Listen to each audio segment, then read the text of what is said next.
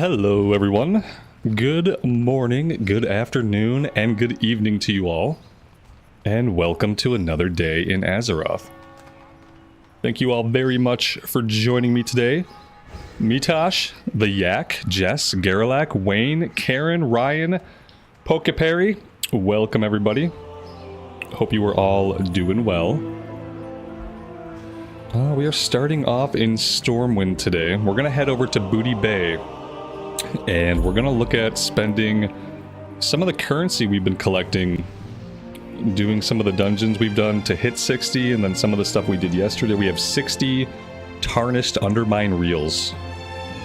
I'm hoping to walk out with a chess piece. I'm really sick of staring at the same chess piece. We've had it since level 43, and I am ready to be rid of it. First things first, let's hit a vendor here and see if we can empty our burgeoning inventory just a bit. Well met. Just a bit. Okay, the rune cloth I need to put on the auction house. Everything else I should basically be able to sell. The rings we don't need anymore. This is plate, cloth. I guess I should be checking to make sure some of this is not bind on equip. We've had a lot of bind on equip blues drop. And I haven't really been paying attention to see if we've won any. This one is, yeah, see, we do have some of these bind on equip set pieces. Magister's belt we have. That one's soulbound. We have a Lightforge belt, that's a paladin piece. We have devout gloves, I believe that's priest. Yeah, we have a lot of these little blue set pieces. Oh man. Like a lot of them. Wow, okay. And those I think we can sell. Yep. Mace we don't need. Green staff. We don't need the polearm anymore. I think we're gonna stick with the sword. Let's sell the polearms. Sell the axe. We don't need the ammo. I think we can sell the Essence of Undeath. Essence of Fire, I don't know if it sells. Okay. That should be pretty good. What's Endgame SOD about? Is it different from Classic? Yeah, it's very different. One of the biggest differences in the endgame of SOD is that we are collecting a currency. So any boss that's over the level of like 50, 52, something like that, they start dropping these tarnished Undermine reels. And you can use these to eventually buy like set pieces, like tier piece equivalent gear from a vendor. So that's the biggest difference. What they did with this was they made it so that basically everybody wants these. So no matter if you've been 60 for 6 months and you have a ton of gear, or if you just hit 60, there's a reason for you to grind these. And that makes it so that when you hit 60, you can find groups for like at-level stuff. You're not left behind staring at content that nobody wants to do, because everybody is incentivized to go after these. I would say that's the biggest change for SOD. Obviously there are lots of actual changes. There's new raids, new dungeons, different items. A bunch of items have been added, items have been changed. There's a ton of changes, I would say. I would say the endgame of SOD is like, except for aesthetically and sharing some of the obvious like set pieces, it's completely different than how the endgame of vanilla era feels. But this is coming from someone that never did a lot of vanilla endgame because I never felt like I could catch up to where people were at. It was always challenging to get into older content unless you wanted to do like GDKP runs and stuff like that. So yeah, very, very different. Alright, I kind of want to turn the music down a bit so I can hear myself think. Okay, that's a little better. Drew, good afternoon. Welcome to the stream. I want to check the prices on these set pieces, but part of me just wants to put them in the bank. It feels like I have a piece for like every class. Priest, Paladin, leather, so that could be Druid. Shadowcraft bracers. I don't know, those could be good for, I guess, a druid. Let's go check some auction house prices. We have to put the cloth up anyway. How many do we need for a piece of gear? That's what we're gonna find out in a couple minutes. I don't know. I haven't spent any of them yet. So we're gonna go, the vendors in Booty Bay, so we're gonna go to Booty Bay and we're gonna look at spending some of them. I'm assuming it's gonna be like 40 for a chest piece, 30 for gloves, 50 for weapons, like something similar to that.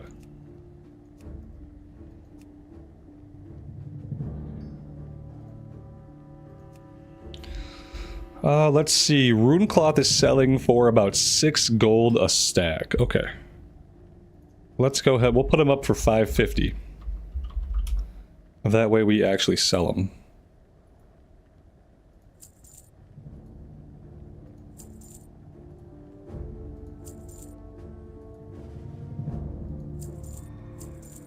Whoops.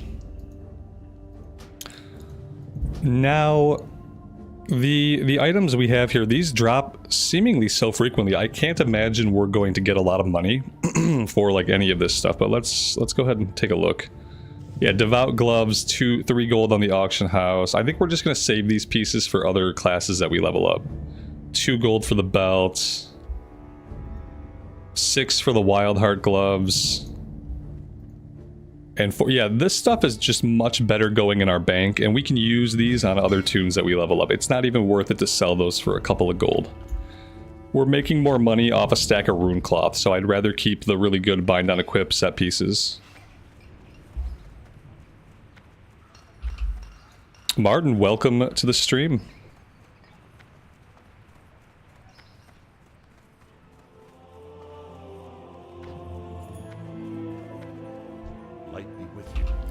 Mitosh, the essences should sell. Okay, we'll check out the essences. Oh.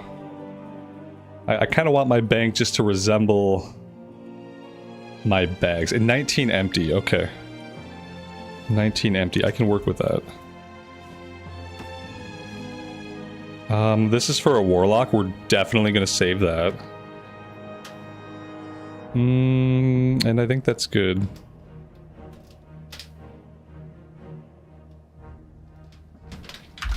Alright, let's go check the price for the Essence of Undeath. And I guess we have Essence of Fire, we'll check that as well. See a couple of pieces that I still need to vendor that I missed.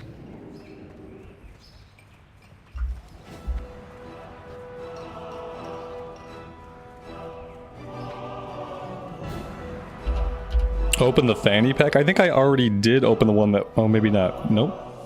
Nope, I didn't. Thank you. Mystical head wrap of the owl. Okay.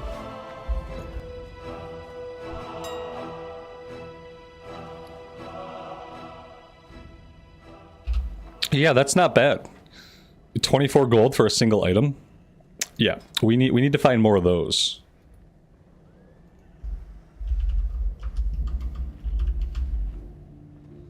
We sold the rune cloth instantly, it looks like. We need to get more of these. That's gonna potentially be like a pretty big money maker. Essence of Fire, not so much, but I'll put it up there anyway.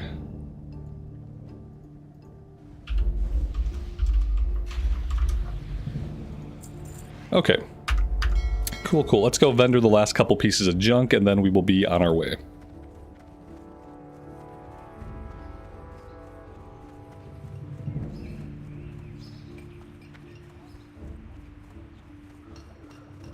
Need help?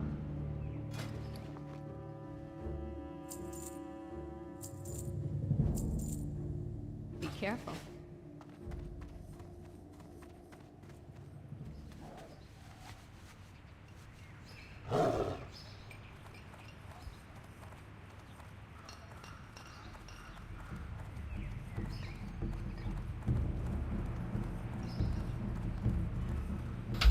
So, we're gonna go to Booty Bay and spend our coins, and then I guess we're gonna queue up.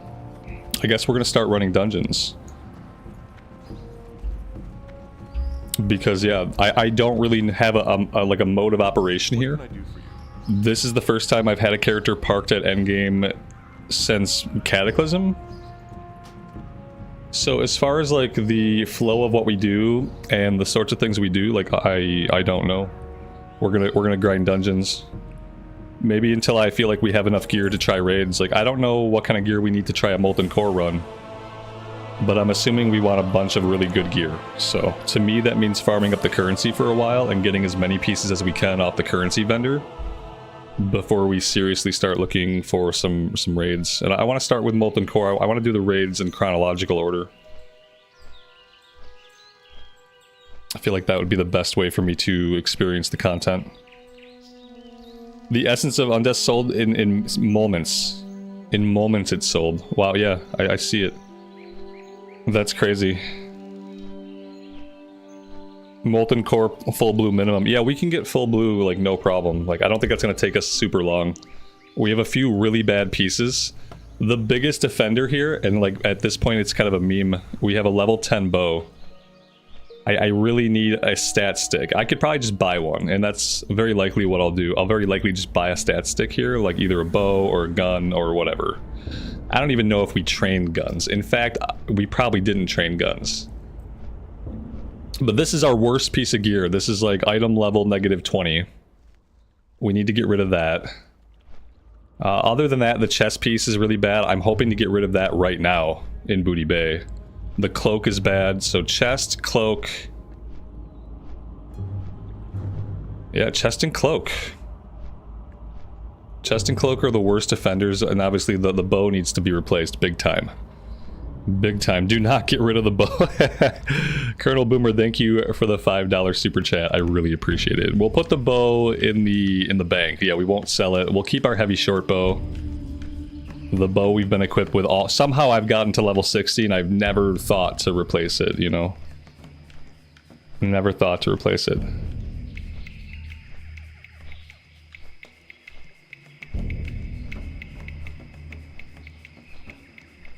We're gonna have to equip something better, but I won't sell it. We'll hang it above the mantle, like, in our player housing. Oh, wait. Wrong game.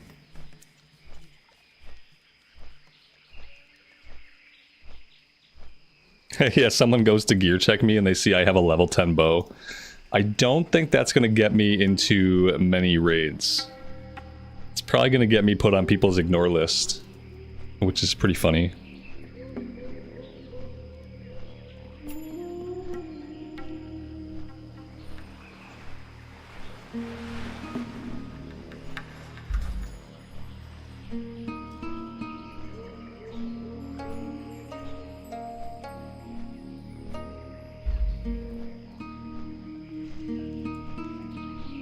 Yeah, I think today I just want to kind of farm coins.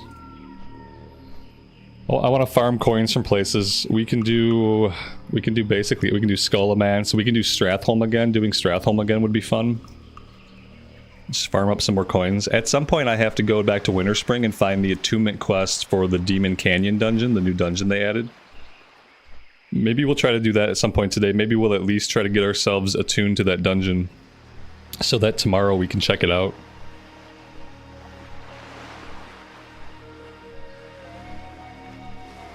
Me, Tosh, all we're doing right now is shopping for gear. You're gonna miss the shopping.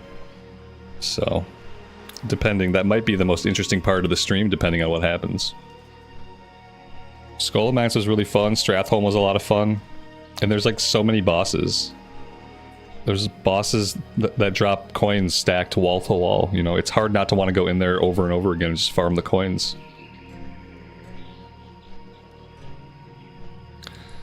Alright, now I have to find this guy. Somewhere here there's a vendor. I don't really know where he is. If I have to, I'll look him up on Wowhead. But let's just have a little look around. He's probably down by the bank and stuff.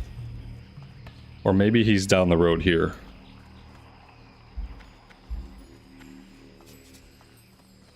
You're the auctioneer. You're bankers. You're nobody. If I was Blizzard and I was trying to put a vendor for a currency somewhere, I'd probably put it in like the worst place, because that's what Blizzard really likes to do. They like to put it in the place where you would never find it unless you looked it up. So where is it gonna be?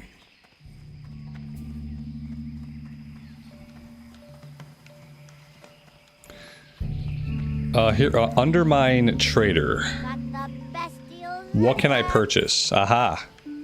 I found them without Wowhead. Imagine that. What am I looking at here? Okay. Okay, so like some pieces are 35 coins, some pieces are 15. That's really cheap. I didn't expect them to be quite this cheap.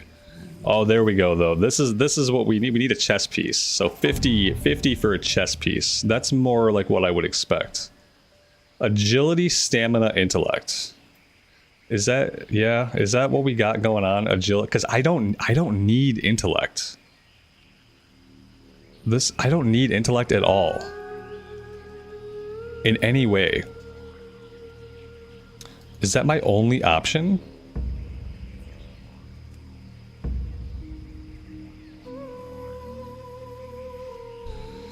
I'd almost rather take the leather. Take like straight agility. So what's the difference between these sets?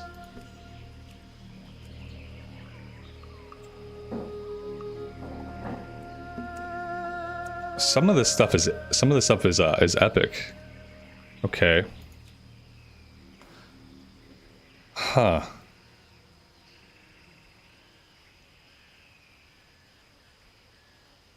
I'm kind of at a loss on like what I should do here, because there's got to be some caveat.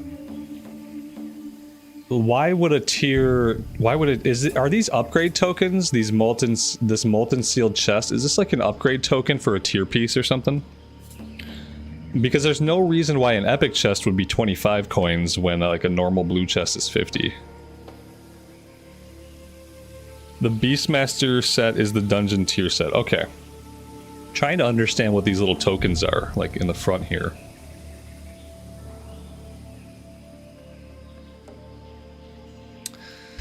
Okay.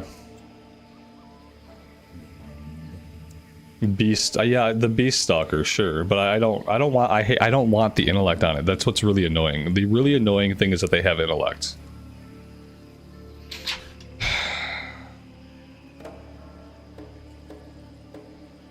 I guess it's what I get. You know, I guess I have to have the intellect. Even though I don't need it, even though I don't want it. That's kind of disappointing. The set also looks meh. Meh.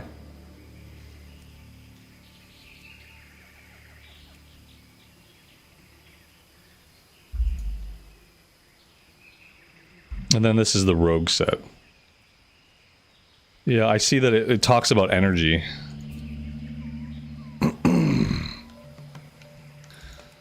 All right, I will buy this. I still don't understand what the stuff up front is.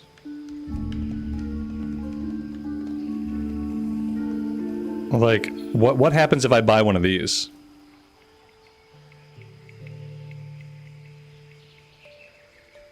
That's what I really want to know. Because these are really cheap. This stuff's all really cheap. And it says it's epic. So there has to be some kind of catch here, like something I'm not understanding. It's tier gear. I get that it's tier gear, but can I really just buy it and equip it? Because why would it be cheaper than the blue pieces? That's the part that I'm stuck on. I'm stuck on the part where these apparent tier pieces are cheaper in cost than the blue pieces. Like, because ideally I would just buy this.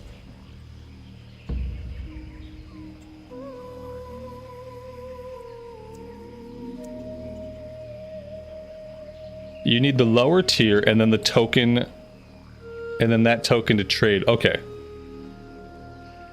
I'm getting a lot of conflicted answers. I highly doubt I can buy this and then equip it, right? That's the point. I'm looking at a molten scaled chest for 25 coins. If I purchase this, there's no way I get a piece of gear that I can put on. There's gotta be a catch. There's gotta be a catch. Because if there's not a catch, then getting yourself into tier gear would be way too easy. You know? If I could just buy this and have a tier chest, that'd be way too easy. Like, so that's it doesn't make sense, right? It doesn't make sense. And why are the pants? Oh, that's a blue piece. See, we have blue 50, epic 25. Nope. Doesn't make sense. I don't want to have to look this up, but I also don't want to waste coins. You know? So apparently I'm gonna have to, this is where the game like kind of breaks down. It's like I don't want to have to go read a guide about this, but I'm gonna have to. I'm gonna have to go read a guide or something.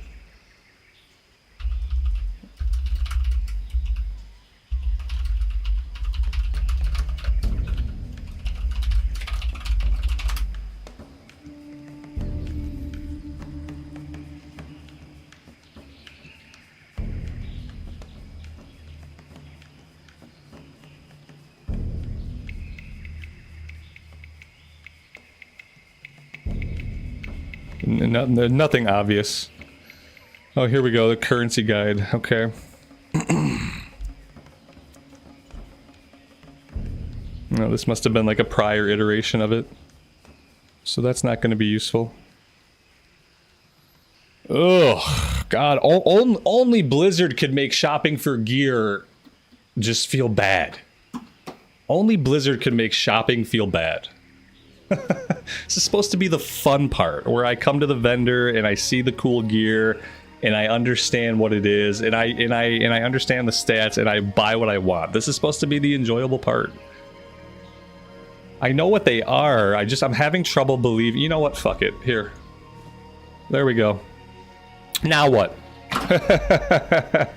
Now what? Now what do we do? I'm just like, it's really frustrating because none of it makes sense to me. Yeah, obviously this is useless to me. This doesn't do anything, and that's the part that I don't understand. And that's the part that someone who's a fresh 60, who hasn't read a bunch of guides, who doesn't have all the info, like someone's gonna get the 60, they're gonna get to the currency vendor, they're gonna see epics, and they're gonna go, oh damn, epics, I'm gonna buy these cheap epics. These cheap epics look awesome. Oh wait, this isn't gear. Oh wait, this doesn't do anything, and they're not going to know what the fuck is happening. That's a problem. Luckily, I can refund the coins. Go into Molten Core to spend it at... Yeah, how would I know that without you guys telling me? That's the annoying part. So I buy the stuff, then I have to get into Molten Core I have to bring it with me in my bags to Molten Core. And then I find a guy named Duke Hydraxis, and then I do something and interact with him, and then I get an actual piece of gear.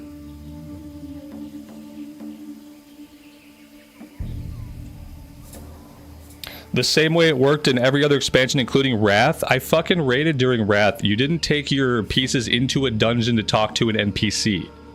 You took your tokens to a vendor in Dalaran. And then you traded them at the vendor in Dalaran to get the piece. So in that scenario, it's completely fucking different than Wrath of the Lich King. Now, to be fair, I didn't raid in TBC or Vanilla, so you could be right about those, but you're completely fucking wrong about Wrath. Thank you for misinformation.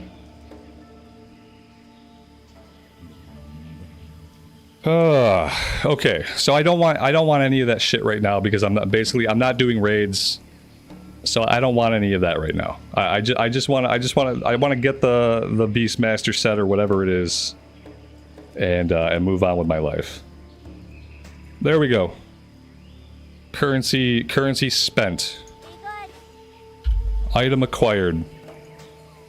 Item equipped. Done. Yeah, that couldn't have been more unenjoyable for me. It would have been hard to create a scenario on a vendor that was less enjoyable and less intuitive than what just happened. So that's cool.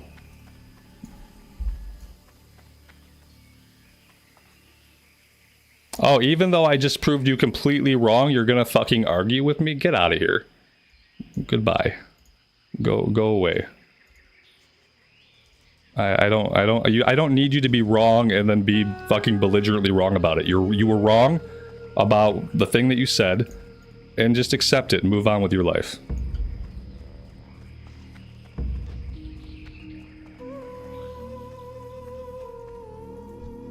All right. From here, I don't know. We have our Hearthstone set to Astronar. That's not super helpful, but it could be helpful. If we want to go do the attunement quest to Demonfall Canyon, we could just take our Hearth. If we want to do anything else, it's going to be a bit of a flight. So there's that.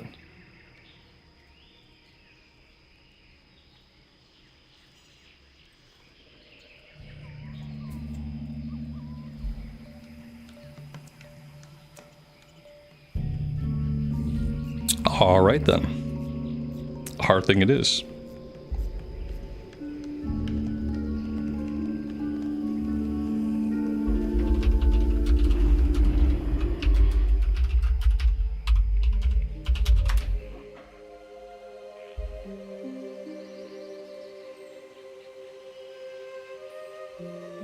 Here we go again. We have to Google stuff, obviously, because the way you are supposed to play a game is you're supposed to Google the stuff that you need to know how to do. That's how games are supposed to be designed.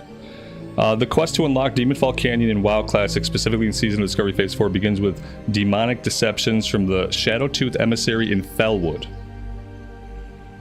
Okay, so this actually begins in Fellwood at whatever a Shadowtooth Emissary is. And now I need to figure out where that's at. Cool. So, okay, that was Google number 1. Here comes Google number 2.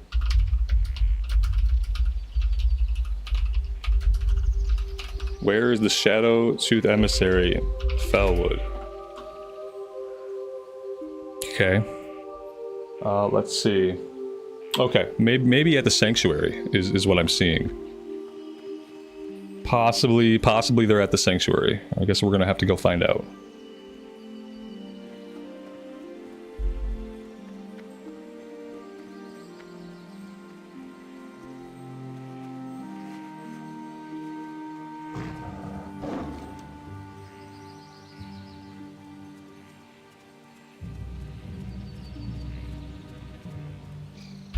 The funny thing is, I don't see any quests at the Sanctuary, so now I'm tempted to not believe this information that Google has presented me. I don't see. Oh wait, what's this?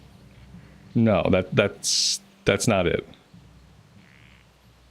Oh wait, is that it?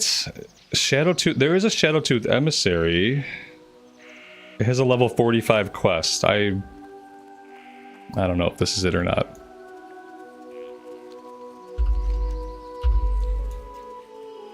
I picked up the quest already? Oh, cool. Okay.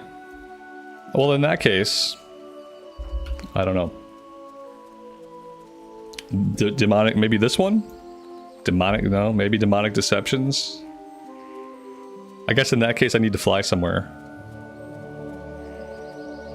That's really the only thing I can think that it would be. That's the only quest that looks like it could possibly be the quest. It is demonic deceptions. Okay. So in that case, then let's jump on a flight instead.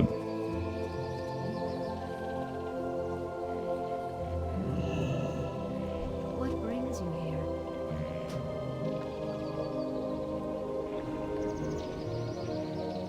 All right, so I can fly. Well, let me just take a look. Okay, so yeah, I can fly all the way over to town. I am listening. Okay, cool. That's a 7-minute flight. Oh god. I wish they could go back and code in some like straight flight points. You know, like I just want to be able to get a straight shot flight from wherever I'm at to wherever I'm going. I feel like at this point they could probably go back and I know like some of the terrain is not right. And so they don't want you like flying over certain parts of the terrain, but really I don't care. I don't care if I look down and see a giant hole in the world. I just want some more direct flights. So that we don't have to be in flight for 7 minutes to get to a place that's really not that far away. Travel issues. I have travel issues.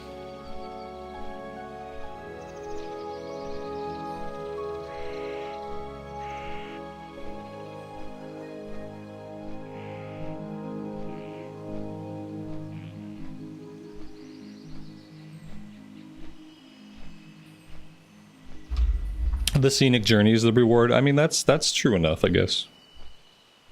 Have to Find the joy where you can.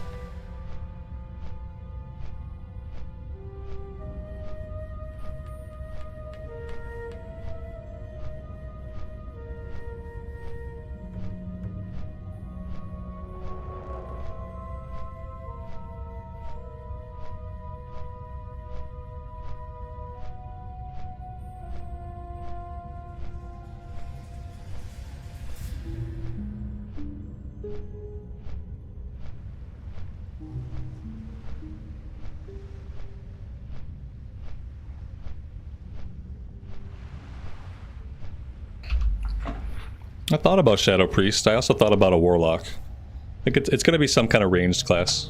At some point, whenever it happens. I'd like to be able to focus on the Hunter for a little while. And then, yeah, I think I was thinking about Mage, but I don't know if I'll do Mage. I don't know if Mage has enough changes for me to find it, like, super interesting. So yeah, I might do a Warlock. I could do a Shadow Priest. I played Shadow Priest at 20 back in Phase 1. It was fun up to 20. I liked having Penance, but, you know, Penance is not really a Shadow spell. But Penance was really fun.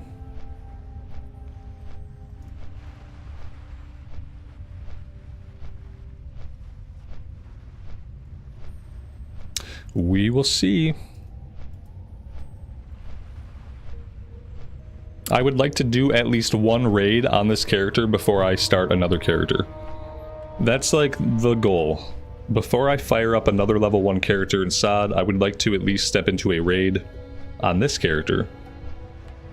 And then I would feel comfortable like slowly easing into some leveling of a new tune to check out a new class.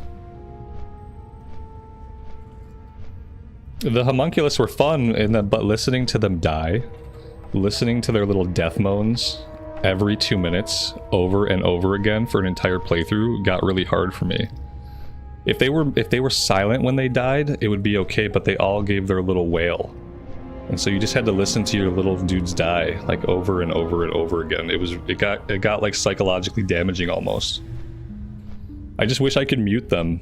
Let them die. Let them die in quiet. Just have them disappear, but no, they all had to do their little death animation, a little death scream.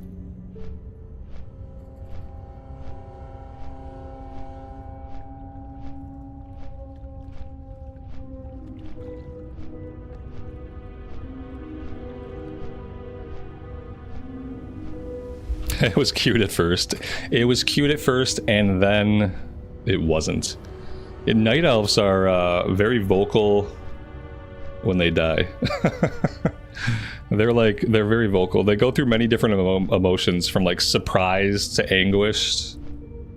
And yeah, like having to listen to it over and over again it starts to feel a little bit weird, to be honest.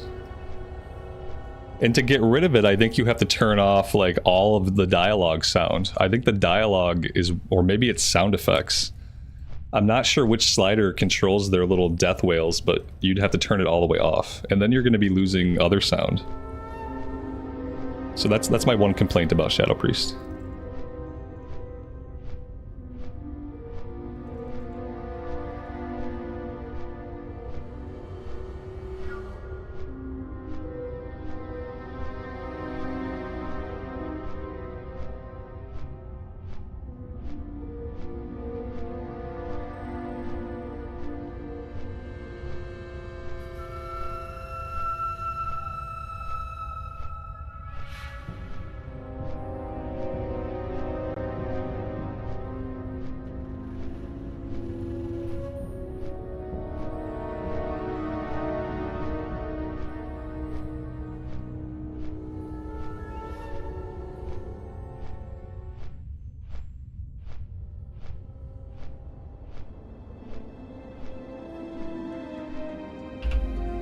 I'm assuming that even after I'm attuned to Demonfall Canyon, it's not going to show up in the dungeon finder, is it? Oh, it is! Hooray! Blizzard did something right!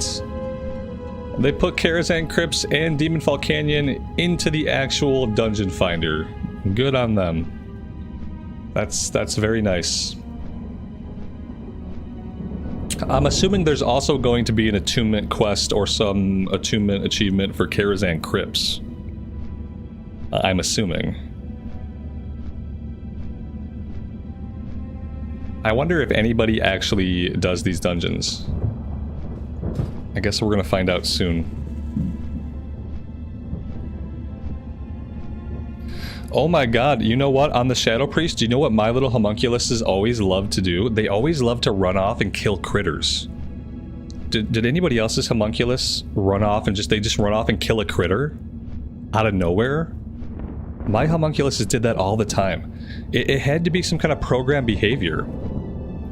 Like, they just became aggressive to any mobs nearby. They would run off and aggro anything. But they loved to go after critters. It was so strange. I think my homunculus has killed more critters than I ever have. Like, manually.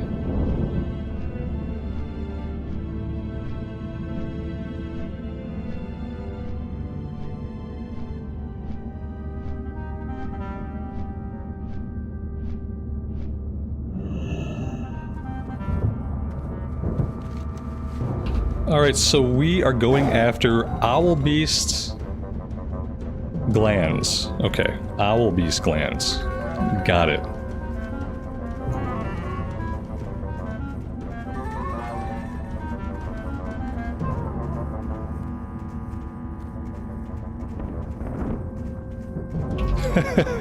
Piotr, that's something, but I think that scenario is a whole nother thing, man. that it's something. I think it's a whole nother thing. Yeah. It sounds like a whole different thing.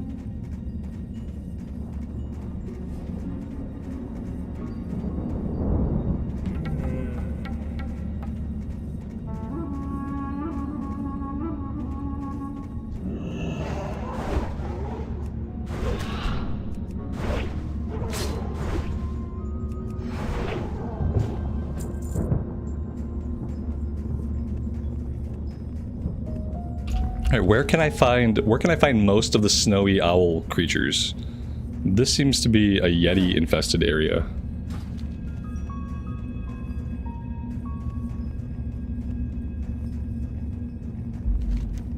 Well, let's head back into this little area. Maybe there will be more of them per square foot. So I feel like this is a scenario where Questie is kind of lying to my face.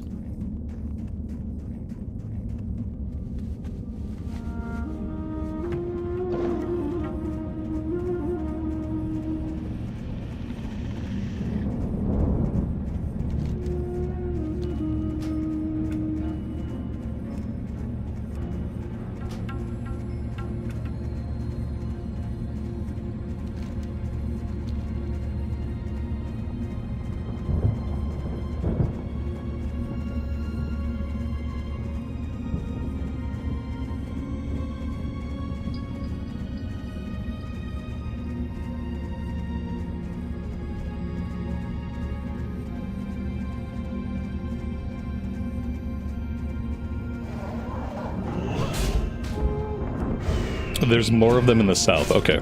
Yeah, if we can't find them here, we'll go that way. Questie thinks they're all over the place, but they're really not.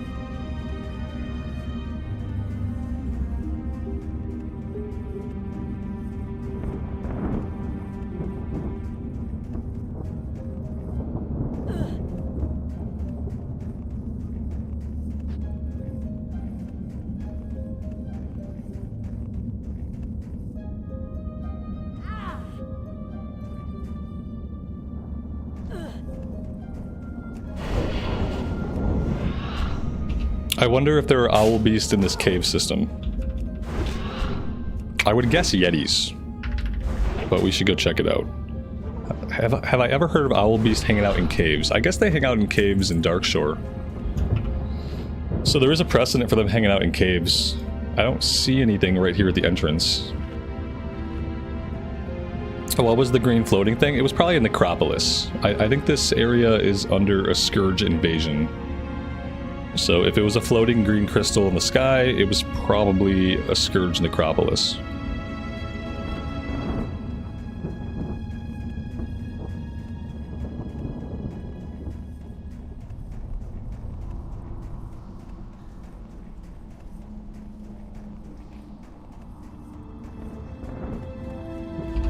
That was not really a cave, that was simply a passageway. Okay, well that's pretty neat.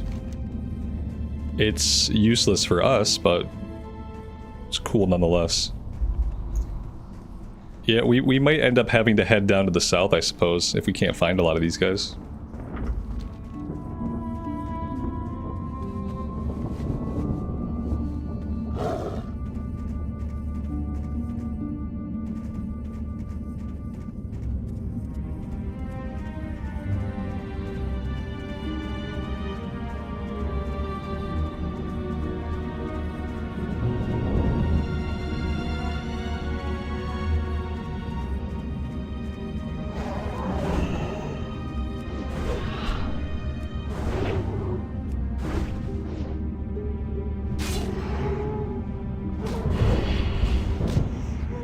Maybach, basically all versions of Classic are in a really good spot right now. For Classic Era, you just had the Anniversary realms roll out a few months ago. Those were Fresh Start realms that are going to eventually go into TBC, so that's really cool and exciting. Season of Discovery, which is what we're playing today, is still really popping off in its 8th phase. And then I'm sure Cataclysm is still doing pretty good. It's looking at going into Mist of Pandaria sometime this spring or summer, so... Every version of Classic is doing really well. I can't really speak to retail because I don't play retail right now and I don't keep apprised of the retail news.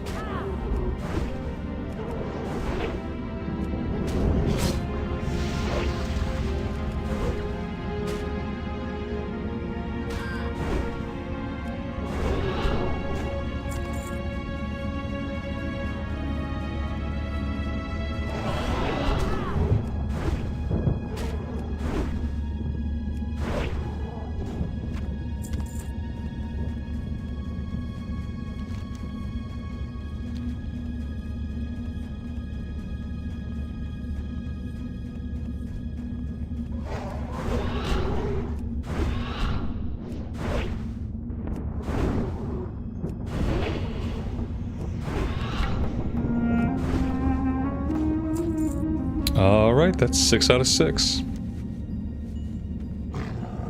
So now I would have to figure out where am I turning this in. Does this turn in back in Fellwood?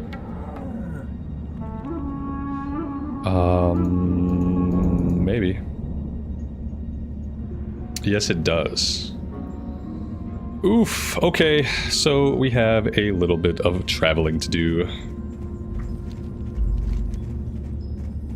Kind of hoping this is the only part of the quest, that it's not a super long quest chain to get attuned to this place. And that maybe we can turn this in and maybe we can queue up for the dungeon. Justin, good afternoon and welcome to the stream.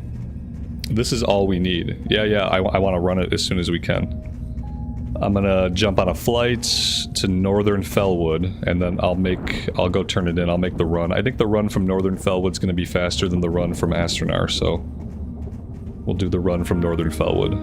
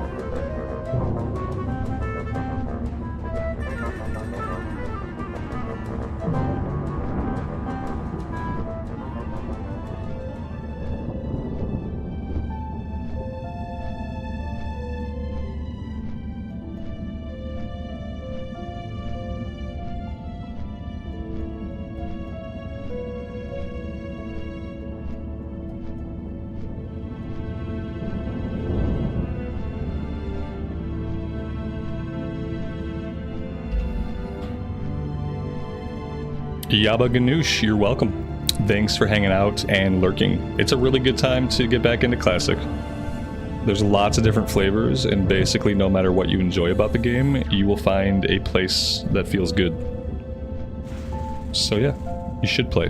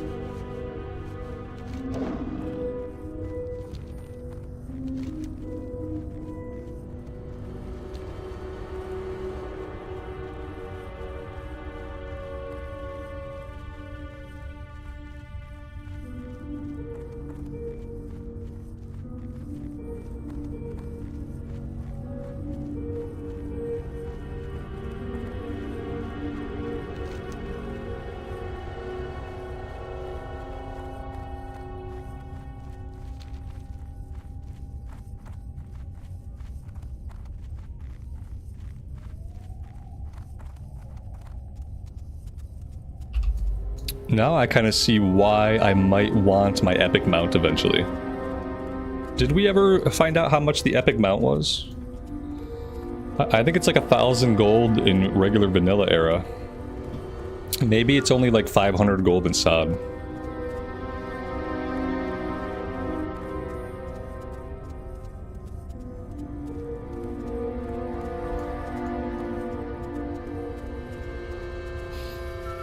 The yak, you wish you could do what I do? Your job sucks? I hear you, man. You could do what I do. You could. You could get into a field that gives you a certain set of skills that allows you to do this. And then you could start a YouTube channel. You could build it up over the course of 6 years. You could then get unceremoniously fired from the job you've been at for a decade. You could become completely disenfranchised to corporate culture and basically give up on that part of your life and start devoting all of your time and energy to your YouTube channel. You could rediscover your favorite game, World of Warcraft, and start playing that exclusively on your channel. And then you could do that for a few more years, and then you would be exactly where I am at. You know, which is a great place to be, admittedly. Admittedly, the only reason I get to live the life I live is because I have a wonderful and supportive spouse. So, yeah. I mean, if I was on my own, I could probably live in like a hole in the wall. And I could probably like scrape by on the fringes of existence. And that would be okay with me, I guess, if it was just me. Wouldn't be much of a life, though. I think instead of trying to be like me, you should figure out if you can find a job that you don't hate. That would probably be better, like in the long run.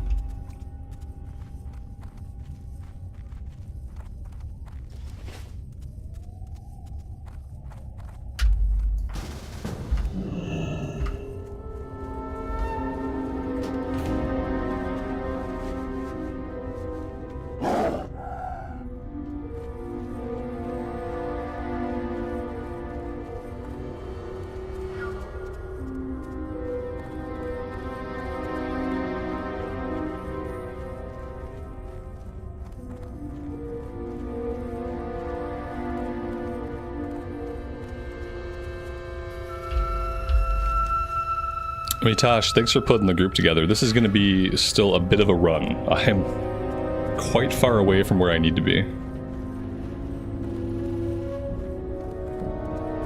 Quite far away.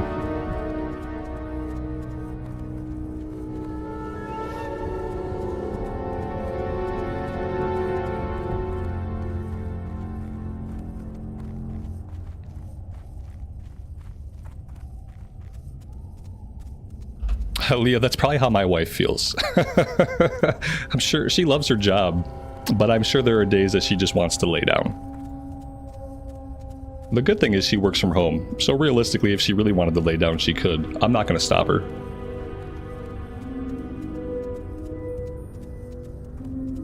Instead of having 2 cats, we have 2 dogs. Which is probably worse.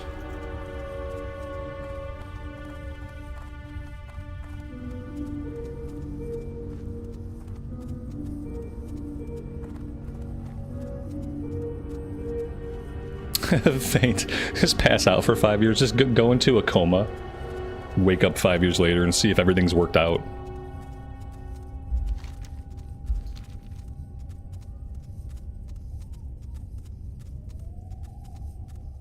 We got one of our people in Booty Bay. Okay, I don't feel too bad. I'll probably still be the last person there. I don't even know where the dungeon entrance is, but I guess I can figure out where you guys are all at. And then I could go from there. I was kind of assuming it would be somewhere in Fellwood. Maybe if I were to look at the map... no, the map doesn't really have any super useful info for me. Yeah, it turns out I have no idea where I would be going. Not a clue.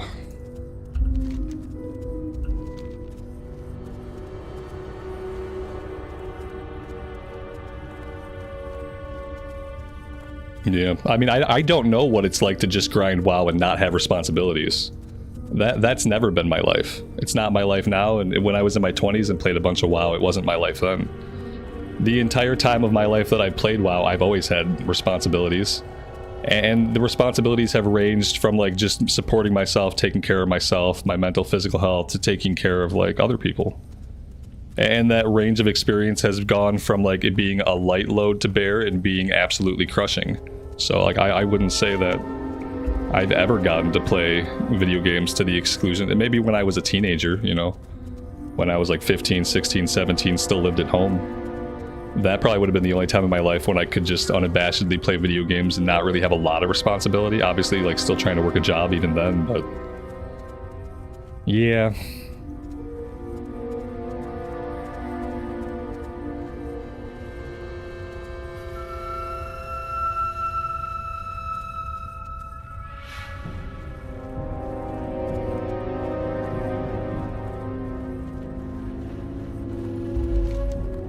Yeah, I think for most people, it's not that people don't want to work, and this is true in my case. It's not that I don't want to do work or do things that approximate work. I don't want to work for somebody else. I don't want to sell my labor to a taskmaster who's going to own my time. That's kind of, when I got dropped by corporate America, that was the decision I made. That as much as I could, I was going to avoid selling my labor to someone else who was going to own my time. Because that was, like, the really distressing thing often about having to work a job. Is just, like, the idea that your time is not your own, your choices are not your own, you are not free. And it doesn't matter how much money you make, you're not free. And if you're a person that's going to affect you, it's going to affect you regardless of how big your check is. And that was kind of the point I got to. Where, like, I could have went and found the same exact job at another company, but why? So I can give it 10 more years of my life, and then one day they can just fire me again, and I start back with nothing. I decided I didn't want to do that. Bye-bye now. And obviously it's a big financial hit to make that choice. But it's what I did, and it's what I continue to do. Alright, do I have what I need? Am I good? Is that all? I was clicking things and not really reading or paying attention. But I think maybe now I'm good. Demonic deceptions completed. Okay.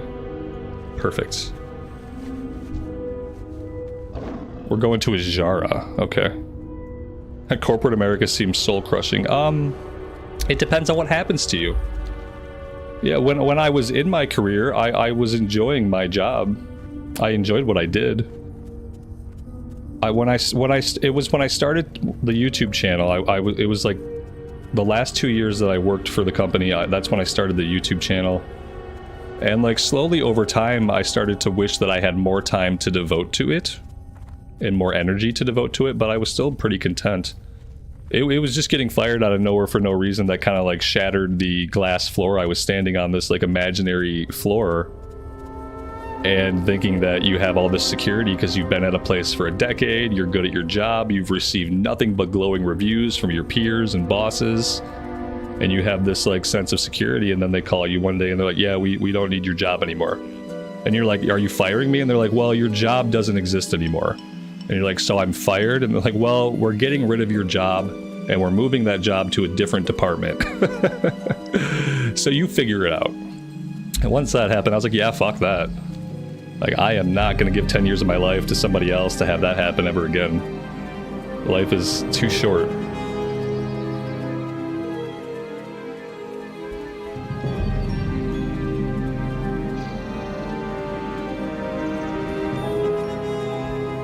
AI or robots will do everything. AI or robots will do everything that people absolutely loathe to do.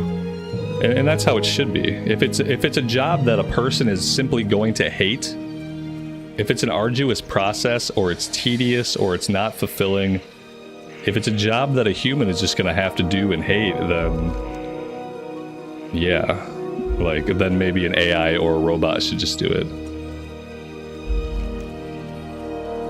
And then there are plenty of jobs that AI is never going to take over, but what it is going to do, it's going to help humans who adopt the use of that AI. It's going to make them much better at their jobs. That's already happening.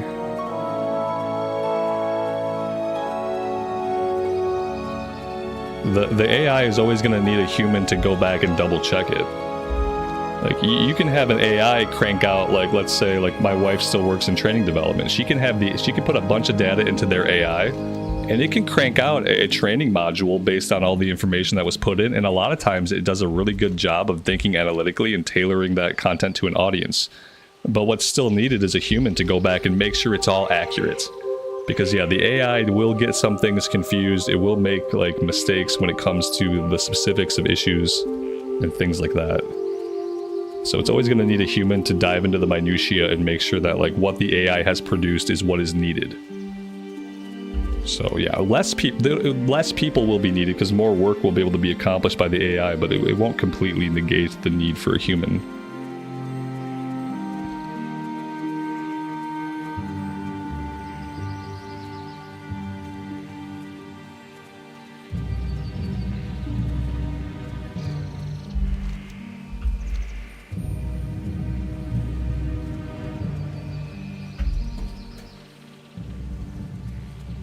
What state do I live in? I live in Michigan. We've lived in Michigan. I've also lived in Missouri.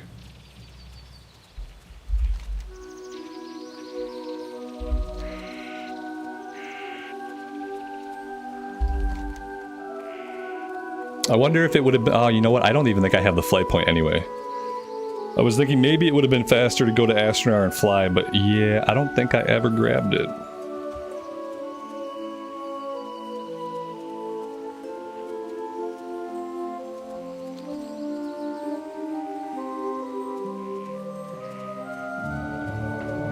Am I excited about the Lions this year? I've been excited about the Lions for the past 3 or 4 years. You know, I've been watching the Lions since before they were good. And now they're good, so that's like best case scenario. You watch a team and you root for a team and they start off as really, really bad, and then eventually they're good and you can be happy.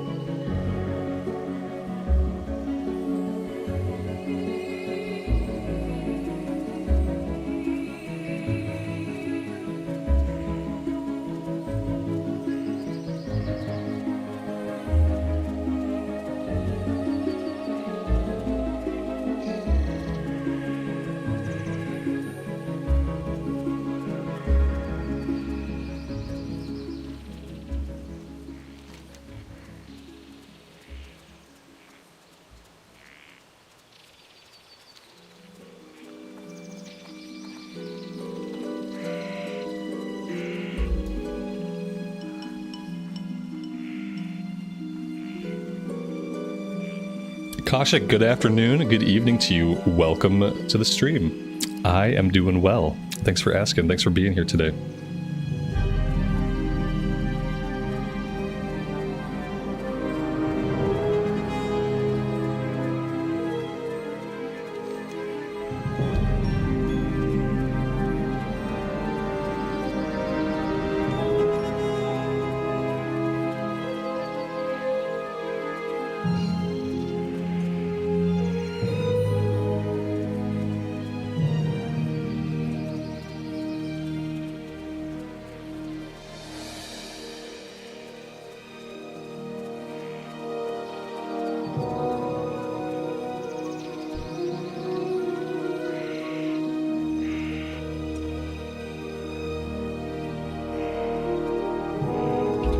Equip the item I got from the quest. Okay. Okay. Maybe this thing? Yeah, it must be this thing. So I'll need to equip this trinket. Could probably just pop that over the Argent Dawn commission for now. Since we don't need that currently.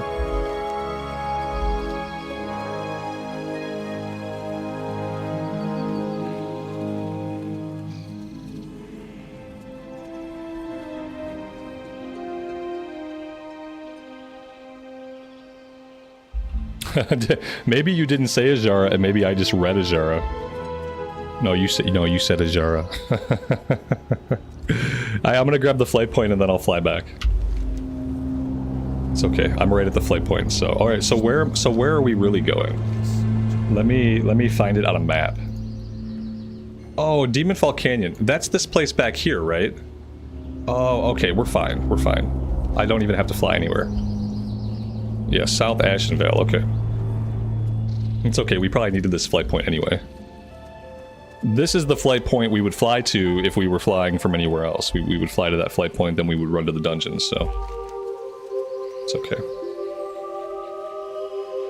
I see now that it's clearly marked on the map.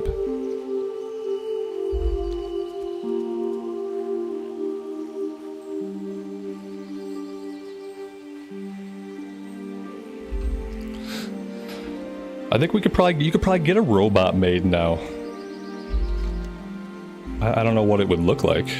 It might not look like a maid. It'll probably look like a trash can, you know? It probably would just look like a trash can. But there's robots that can serve people food at like restaurants and stuff now. So there's gotta be little trash can robots that can do stuff for you around the house. You know, like bring me a glass of wine, clean up the kitchen, vacuum the floor, wash the dishes. There's got to be robots that can do this stuff. If not, then I question, like, why?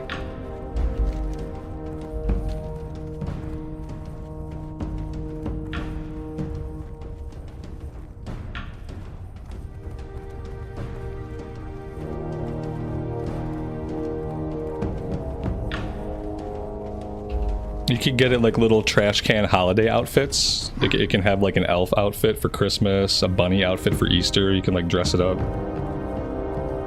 Socialize with it. It'll obviously have an advanced AI. And like after a couple years, you'd probably spend most of the time talking to the trash can. It would know you better than anybody else.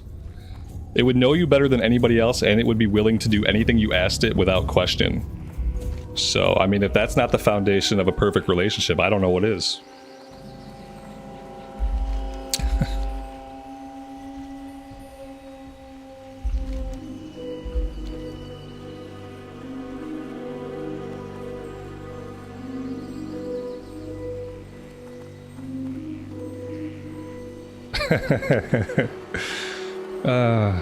Yes. Everyone's worried about like the jobs that AI is going to replace. AI is probably going to replace human relationships before it replaces most jobs. That's the sad thing, is that AI is probably going to replace a lot of human relationships before it replaces physical labor jobs. Yeah, so many people dislike people. Trash can it is. It's Trash Can's night out. We're going out tonight, me and Trash Can. Trash Can's got its little black dress on, and we're not letting anything stop us. It's our night tonight. We got an offline person. We got an offline person. We're gonna need to replace Yoho Shot. Now I feel bad that I read that out loud.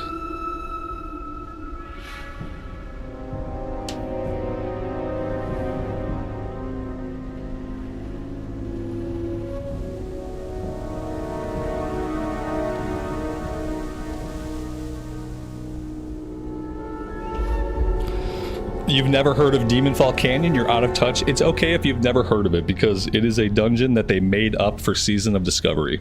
Although I think it went in back in like Phase 4, so it's been in for a while, but it's only in Season of Discovery. That makes perfect sense if you've never heard of it before. Let's format it. Can we format it? Yeah, let's format it. We're fine. Yep, I believe in us.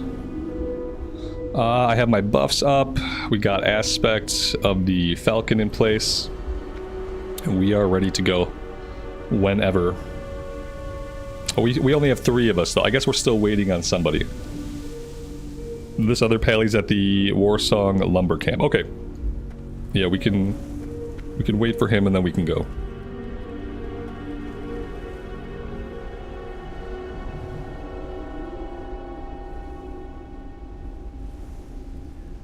He was a hunter anyway, so it's like one less person that can roll on the gear I need. I'm completely fine with it.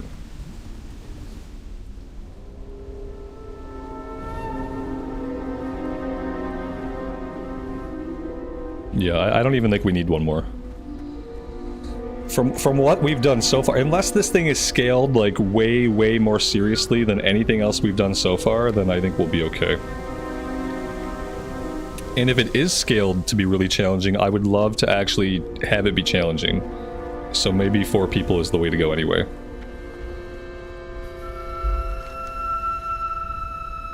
I've always been a big fan of running dungeons with 4 people. Like, every time we lose a 5th person, like a DPS, I'm always excited just to format it.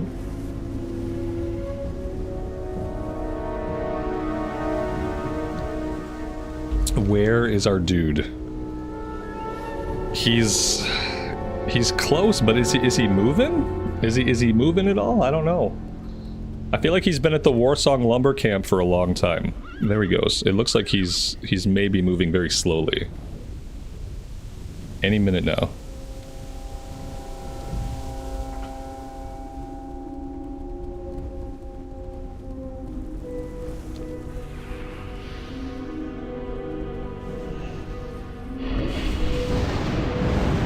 Nice. Yeah, with world buffs, this shouldn't be a problem. Alright, it's time to eat and get big. There we go. Nice and big.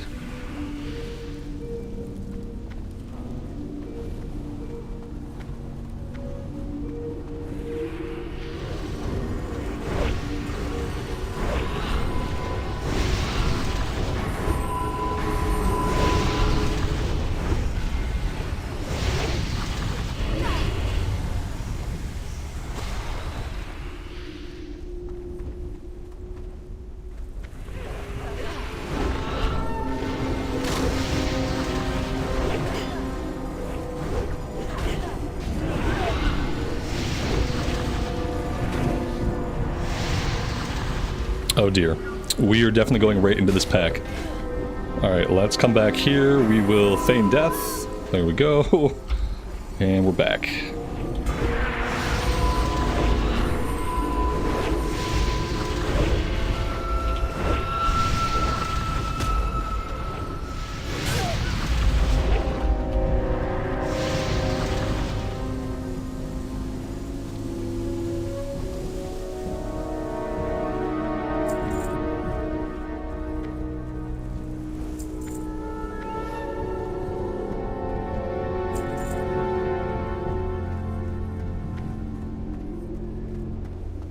So, okay. So this is a new dungeon, but this is not new content. This is not a new area. They instanced off this area, and they made it into a 5-man dungeon. Maybe they changed some of the mob layout. I think the mob layout is a little bit different. They've clearly gone through here and they've set up packs of mobs, which that's not how it was before. But yeah, they just took an outdoor area that was used for a handful of quests and they made it into an instance. And then I guess my question is, like, what happened to those quests? Did they become dungeon quests? Because this place had like a whole quest chain associated with it in vanilla era.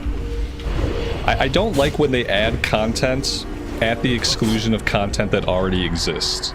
And the biggest example of this is things like the Nomergon raid, things like the BFD raid, where they took a thing that already existed and they made it into something else and they called it new content to the exclusion of the original thing. Now the original 5-man BFD is not in SOD, the original 5-man Nomergon is not in SOD, and this area, as it normally is no longer in SOD. And I think it's like, you know, it's new content, but it's not new content. It's cool that it exists, but I don't like the philosophy of let's make something new at the expense of getting rid of something that already exists. I think that's kind of a lazy way to make new content. Maybe even a little bit disingenuous. Lael, good afternoon, buddy. Welcome to the stream. Thanks for being here today. Unequip your trinket. It returned. Oh, okay. Thank you. That's awesome. So do the original quests still exist? Like, you can go do the Demonfall Canyon quest and come back here and just do the regular questing, right? You're not losing out on that stuff, and they didn't convert it into dungeon quests. So maybe they learned from what they did with Nomergon and BFD. That's good. Lesson learned. Now they need to do that same thing with Nomergon and BFD. You should be able to enter the regular versions of those 5-man dungeons. Just because they clearly thought about that for this, if the item is all that controls it. That would be the same thing. You would equip your Nomergon trinket, you'd walk into the portal, you'd be in the raid. You'd unequip it, you'd walk in, you'd be in the 5-man. Make it really easy. What is this? Increases your nature damage by up to 115. Effects last for 20 seconds. Improve your chance to hit with all spells. So that's cool. This guy was a boss, I take it? Was there... I mean, he must have been a boss. Is he dropping currency? It looks like he is.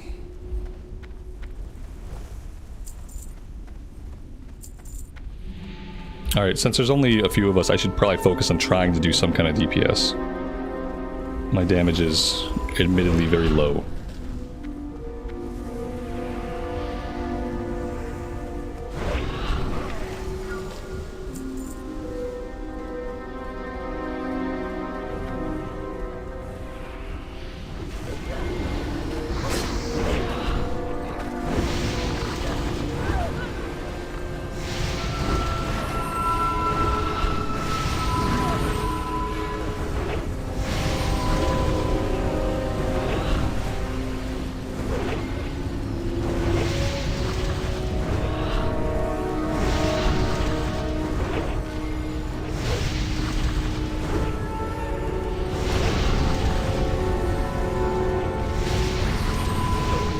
It's a big stone dude. This is an infernal, and he's visiting us from the twisting nether. But yes, aka a big stone dude. Not to be confused with a big stoned dude, which is different. The next boss put some nasty effects on the ground. Okay, I will focus up on the next boss. Try to sight read some of the mechanics and not end up dead.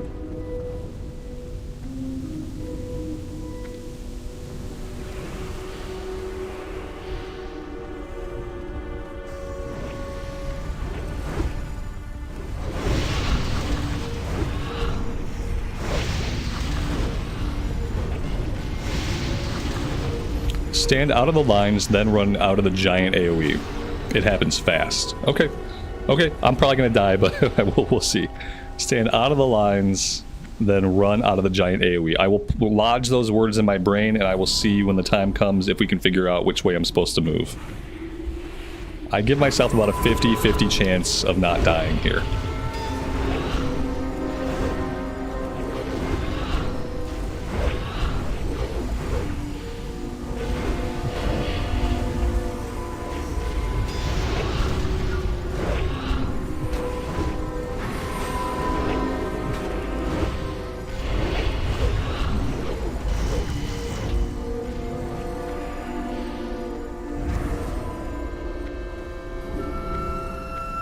I got out, but I have a curse on me. I don't know if the curse is okay. It looks like Curse of Agony. It seems like we're fine. I think I gotta avoid the purple stuff on the ground. Like, avoiding the purple stuff seems like it might be a good idea. I think I got hit by something, but it seems like it's okay. So we took a small hit. I think I avoided the big blast, though. Hey, he went down, so it's all that matters. Burning Fire Ring improves your chance to get a critical strike with all spells and attacks. Increased damage done by fire spells. Okay, we don't need that. That is a very, very specific item.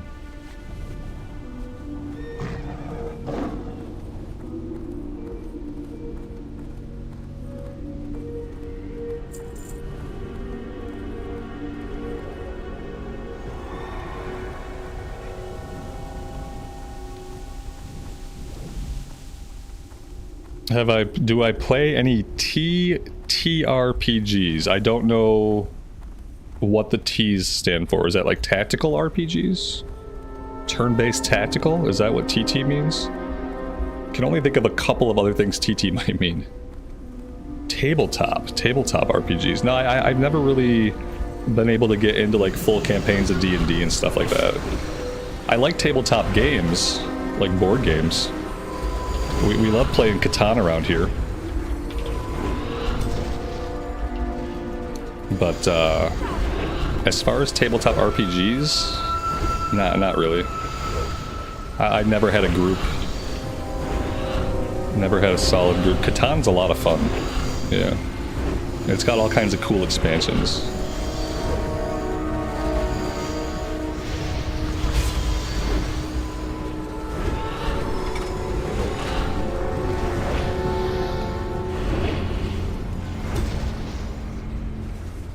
Wow, we got flattened by whatever that was.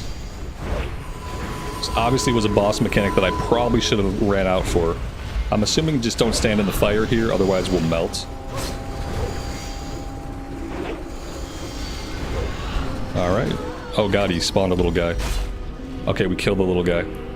A trinket with fire resist removes all harmful magic effects. This dungeon seems to be all about trinkets. I feel like everything we've seen drop has been a trinket. That one's good for Molten Core, yeah, for sure. We won it, so that's great. When we do Molten Core, we'll probably have to equip it for that sweet fire resist.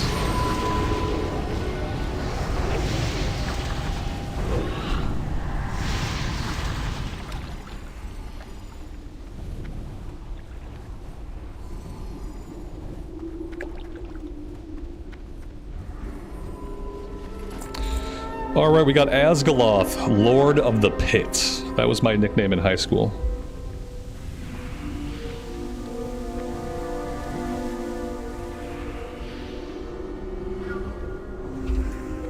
Patrick, good afternoon, man. Welcome to the stream. Thanks for being here today.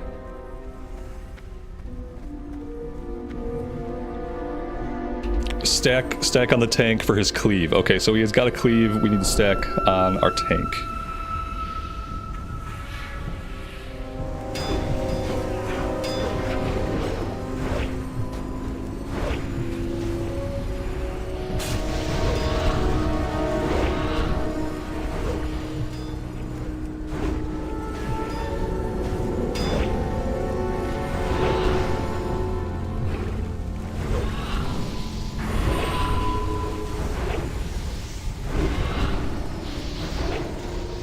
That must be the cleave. There, yeah, that hit pretty hard, actually.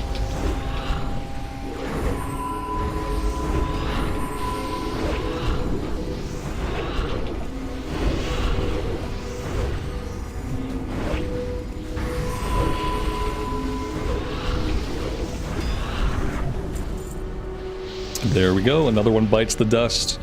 A finger with 10 stamina, 5 intellect, and 5 spirit. Healing done by 26, damage done by 9. Okay. Let's make sure we actually loot. Gotta have our currencies.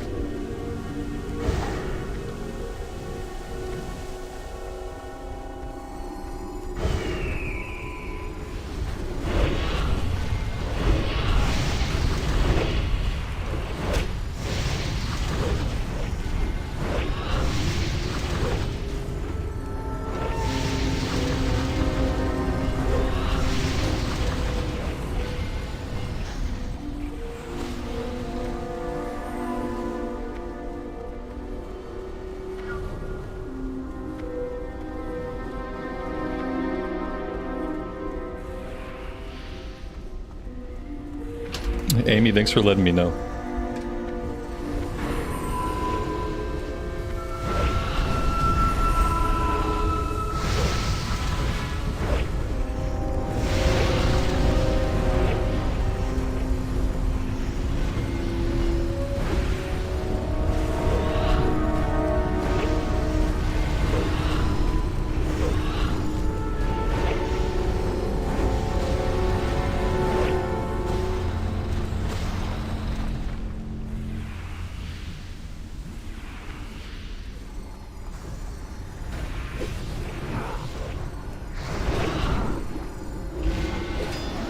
Patrick, thank you.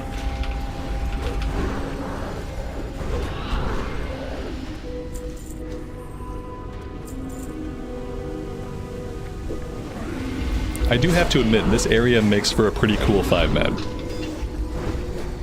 They were smart to use this place. It's a pretty cool area. It lends itself well to being a 5-man dungeon.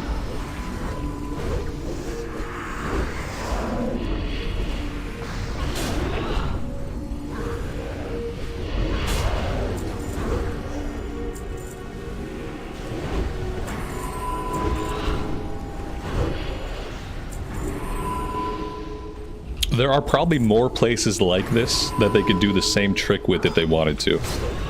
There's gotta be just some of those places that are just full of mobs that seem kind of labyrinthine. There's gotta be more of these little areas. I really like the trick that they did with the trinket for the instance, like making it normal, making it into the 5-man, and like keeping that old content around was awesome.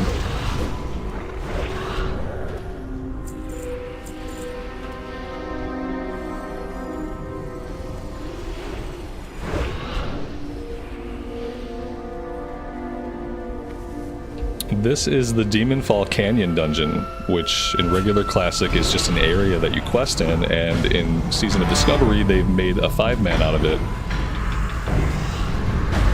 And it's really fun for a 5-man. I don't think I've ever been down here.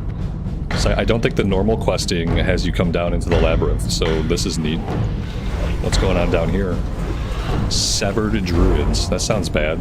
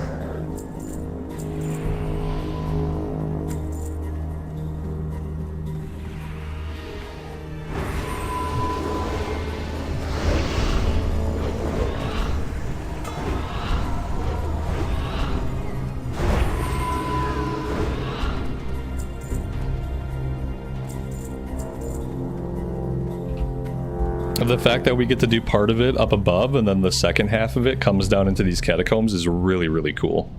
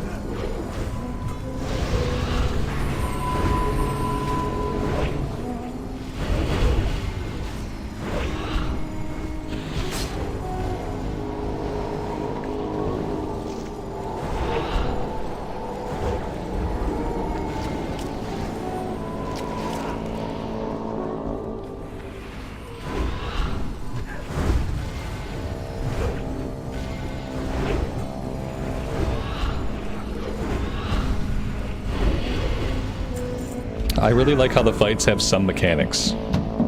That it's not just DPS the boss down and face tank him. That there's actually some stuff that you have to do. But it's not too much stuff. It's not stuff that you couldn't kind of figure out as you go. The perfect kind of mechanic is the one that you can sight read. That something can happen in the fight and you're like, okay, there are ads up, and then you just instinctively think, okay, let's go kill the ads. Yeah, this place seems to be a place to farm up trinkets with specific elemental resistances so that you can use those in raids. Like, we grabbed one that was fire resist, this last one had shadow resist, and it seems like you would need these for maybe specific bosses. That seems to be the intention with these trinkets.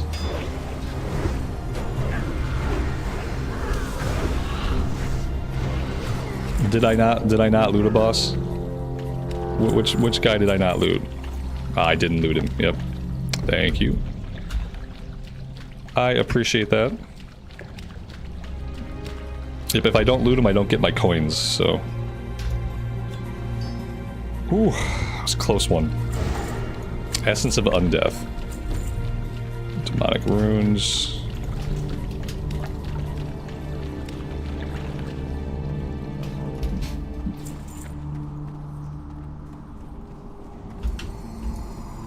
How many coins for one item? Anywhere between like 20 and 50 depending on the piece. We paid 50 for the chest piece. I think boots and gloves were 30. It's like typical, like if you think about like a Justice Point vendor in Cataclysm or Wrath, the costs seem very similar to what you would expect from like a JP vendor.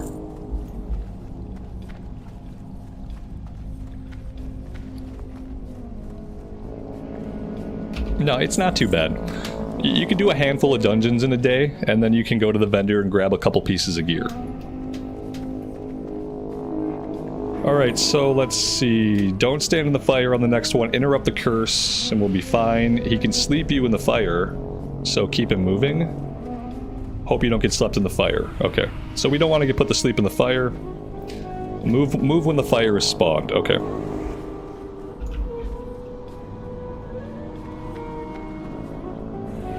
Ooh, I love the pull timer. Big boss time. Big boss.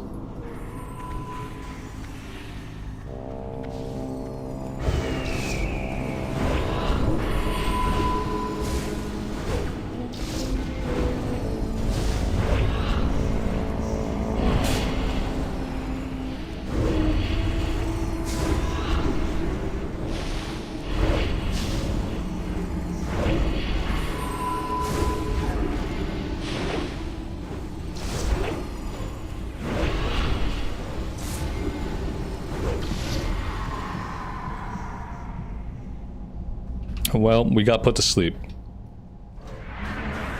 Okay, we're back.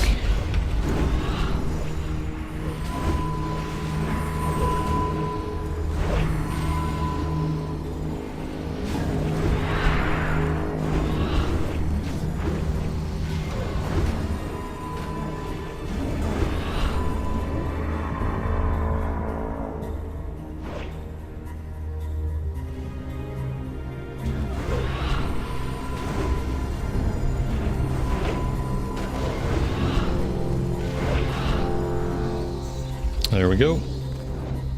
Ooh, a shield. Shield of life and death. Oh, that's pretty cool looking. Increased damage and healing. Ooh, it's a pally or shaman shield. Okay, we've looted the boss. And we have rolled greed. What is this? Demon portal. Oh, very nice. Very nice. That just teleports us back out. Okay, cool. Oh, do we have another boss here? Hellscream's Phantom.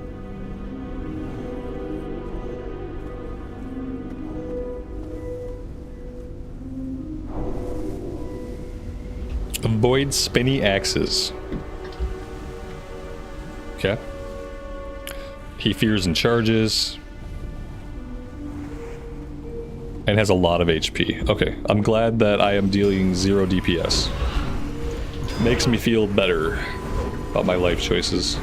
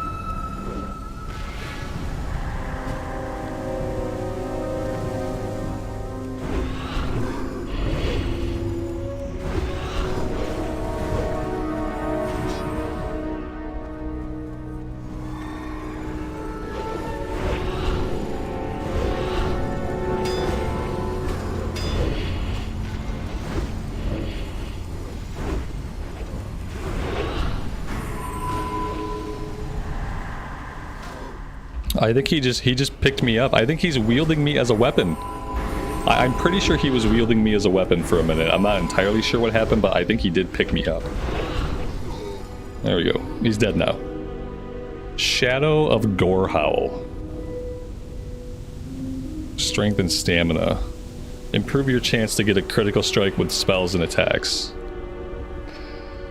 Like how does this compare to the one we have? I think the one we have might be better. The one we have doesn't have strength on it and doesn't have stamina on it, but it has a chance to send a shadow bolts. All weapons are hunter weapons. Okay. Okay, I see.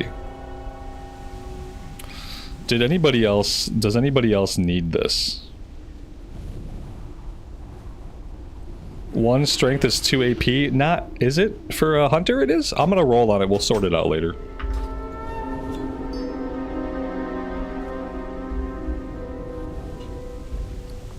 Yeah, this was Hellscream's Phantom. We looted this Gorehowl, the Shadow of Gorehowl, off of Hellscream's Phantom here, yeah. Okay, so there's what it looks like. Very cool. Yeah, let's see what our axe skill is at. Two-handed axes, ooh, 250 out of 300, ooh. Mitosh, thank you for tanking. I really appreciate it. This was a lot of fun. This was a really fun one. What do we want to do now? We're so far from anything now. What would we do now? And how would we get there? Like, yeah, I gotta figure something out. Let's get out of here first. Maybe we can do Strath again, but we'd have to do some traveling. Stratholme would be fun. Scholomance. Okay, let's do Skolo.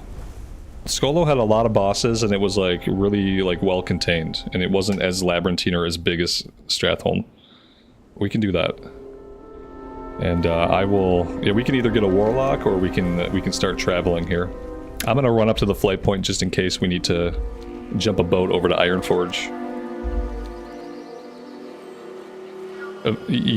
Yeah, upper Blackrock Spire. Okay, we haven't done Upper Blackrock yet, so maybe Upper Blackrock. It's up to you. Whatever you want to put together, man. You're doing the work, so whatever you can put together a group for, I'll do whatever. Yeah, we haven't done Upper Blackrock yet though. Molten Core is attuned. We did the quest for Molten Core attunement. So that quest is done. Do I, if UBRS is for my Blackwing Lair attunement, is there a quest I need to grab before I go into Blackrock Spire, or what do I need to do exactly? Blackwing Lair attune is easy, okay.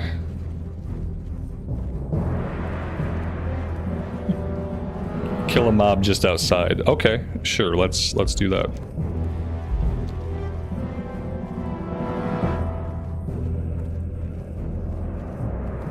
Scholomance has a lot of items for casters. A lot of caster gear in Scholomance. When we level up our Warlock, we'll probably end up spending a lot of time there. The axe looks cooler. It's really hard to say which one's going to be better just because of the procs they have. Like, the sword has a shadow proc that deals a bit of damage, but the Shadow of Gorehowl has the consistent strength. I think like having the strength on every swing might end up being better than having the proc go off sometimes, but they're really close. If we were just going by item level, if item level was what we cared about, we'd equip the sword. But yeah, they're both really good. I need to skill the axe up, so I might not be using the axe right away. We might not be taking the axe into Upper Blackrock because I'm about 50 skill ups shy of capping out my axes. But we'll work on it, and we'll see. This might be an okay area to swing on stuff, actually. If we want to swing on stuff while the group gets together and we figure out like what travel is going to be involved, we can do that here. Let's get rid of this, get rid of this.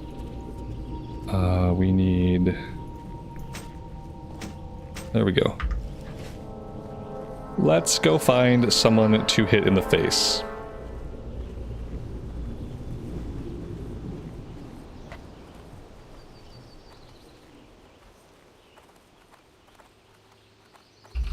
They need to add some quests or some dungeons or some content to Ashara. The fact that they did Season of Discovery, they added a bunch of content, and they didn't add a bunch of content to the most beautiful game and beautiful zone in the entire game is kind of an affront to my senses. We definitely need more reasons to come to Ashara. And not because of a Scourge invasion. I see there is an invasion event going on here, but I would like some more actual content. Yeah, the weapon ring we could change to axes. Good call. Good call. There we go. Do you guys know what would be really good? What would be like really, really, really good? What might have increased our damage a little bit in the last run? Do you guys know? If we had put a rune in our chest. If we had put a rune in our chest, we may have done more damage last run. Just a guess. I'm going out on a limb here, I think, but yeah, I think that might have helped a little bit.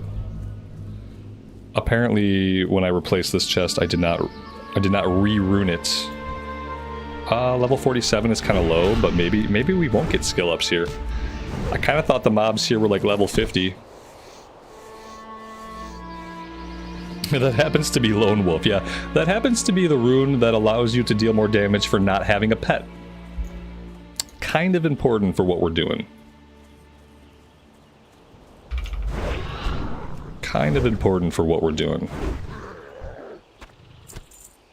Yeah, I don't think we're going to get many skill ups. For some reason I thought the enemies here were like level 52, level 55 and stuff like that. Maybe if we go down into the city portion, maybe they get to be a higher level down that way. Did I start the Hydraxian Waterlords quest? I did not. We did not. We haven't been into Ashara at all.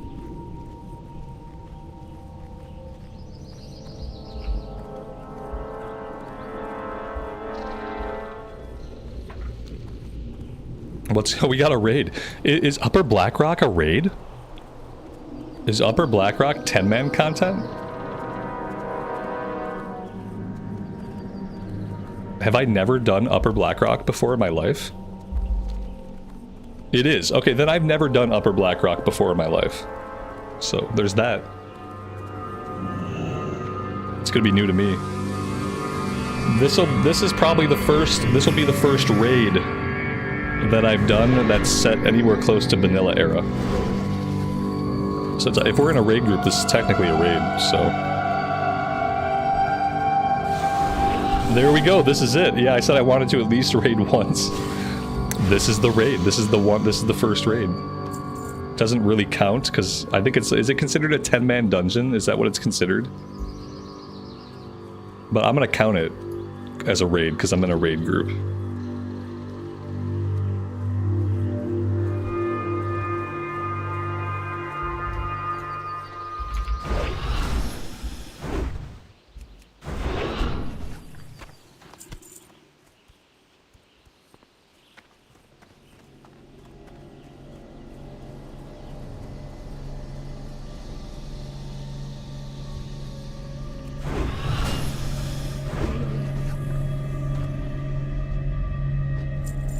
Yeah, me too. If I've ever done it, it was never in vanilla. There's a chance that maybe I did it when it was part of the dungeon finding system and I queued up for it, but by then it was a 5-man.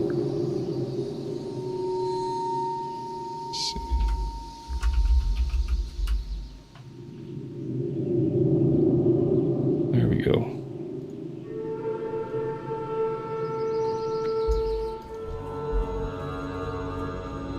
Oh, here we go. Let's go swing on this elite.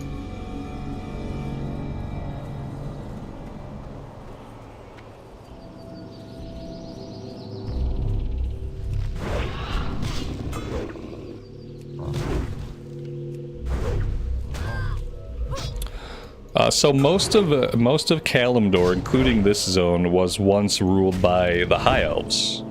Well, I guess were they Nightborn? They were technically Night Elves, but they were, yeah, it was basically an advanced civilization. It was the most advanced civilization on the planet at the time. The Elf civilization had spread over like the entirety of the planet, And then the Well of Eternity cracked open and a bunch of demons started flooding through because all those mages, all the high elf mages started to dabble a little bit too much with arcane power. And they opened up kind of like a gateway into the nether where the demons were at, and that got out of control. And then like it was basically like a big explosion that leveled a lot of their civilization was destroyed at one point. So yeah, all the ruins we're seeing here are like ancient elf ruins.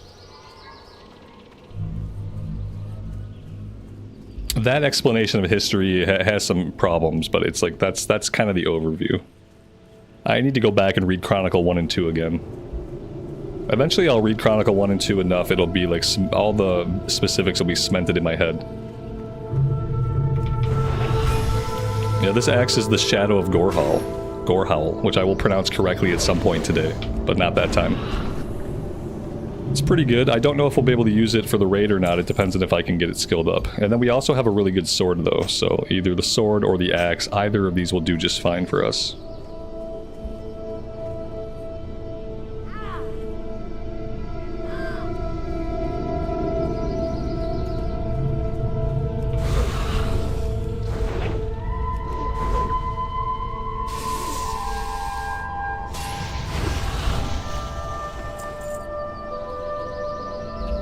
There you go. Azara was the queen of the elves. She got greedy for power. Sargeras said a few sweet words, and boom, end of her era. There you go. That's a good overview. Yep. They were like, do you want some more power? And they were like, of course we want more power. We like power. And then that was it. Kablooey.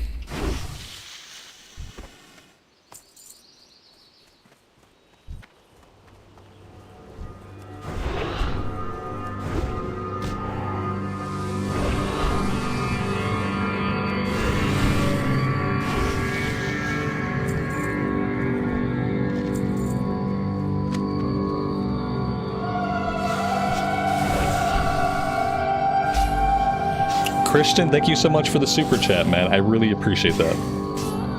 For the coffee and sandwiches. For the coffee and sushi. Yeah, we're on to sushi now. Thanks so much. She became a Naga. Yeah, Azara became a Naga, but that was due to the old god's influence, not due to anything that the demons did. She became a Naga because of N'Zoth.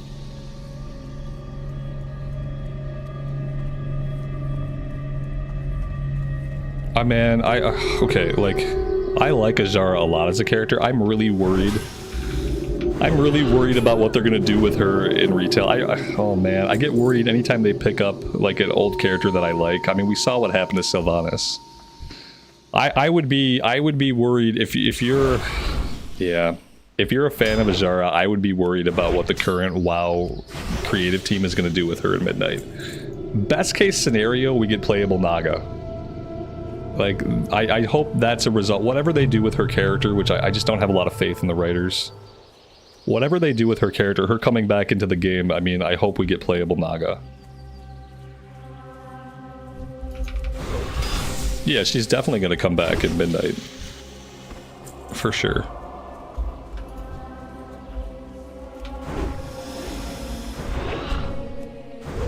And Blizz's uncreative team ruins a lot of stuff. They ruin a lot of sometimes they handle new characters pretty well. Like, when they make up a character, they handle it okay. I still don't like the style of their writing. I still don't really like their characters. But they do better with characters that they have created within the past, like, 8 years. If it's a character from the lore that's existed before that, they undoubtedly ruin them. Arthas got turned into a blue ball. There's no worse fate than being turned into a blue ball. It's really bad. And that was how they sent Arthas off. And then, you know, and then Sylvanas just walked off into the Shadowlands, never to be heard from again.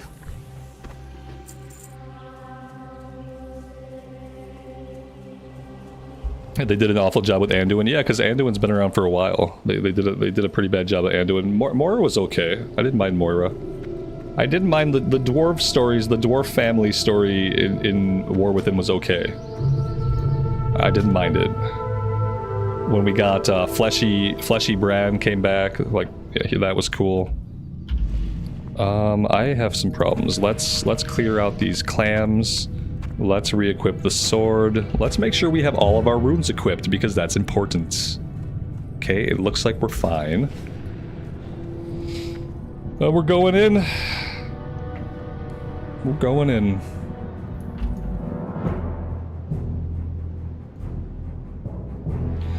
That location for my DPS meters are not going to cut it. Let's move these.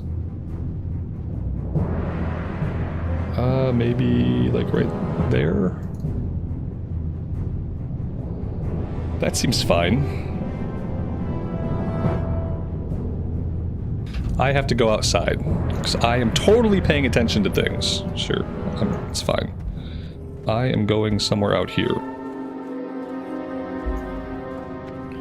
I gotta do the ring. Yeah, I gotta do the ring back. Right. Yep, I switched it to axe. I gotta put it back on sword before we get actually started. Alright, we are outside the instance. What are we doing out here? Should I loot this guy? Okay, I looted him. Okay, I took the quest. He's been looted, I've taken the quest. And now we go forth. That's it? That was the attunement? Okay. Well, that wasn't so bad.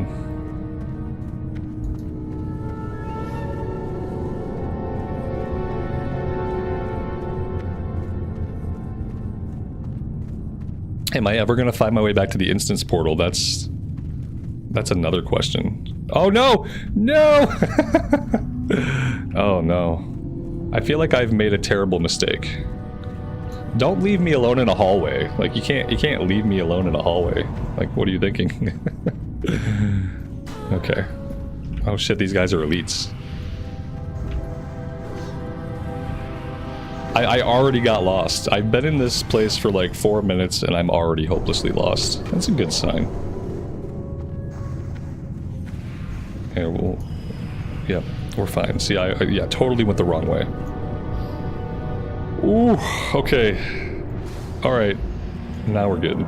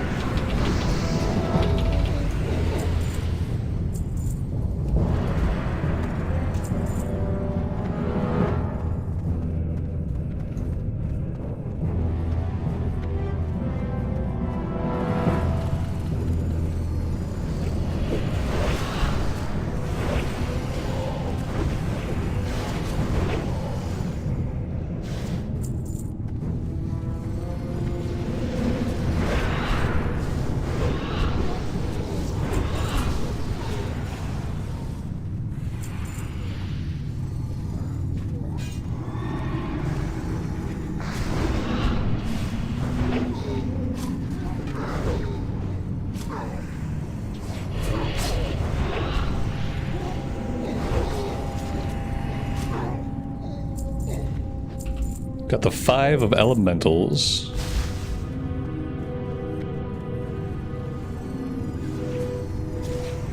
I have no idea what the bosses are, what their names are, so if I leave loot behind, just like somebody say something. I'm gonna try really hard to focus on looting, just making sure we're not leaving anything on the ground, but we know how that goes. My brain is trying to absorb all the new sights. And yeah, it's safe to say I've never been in here before.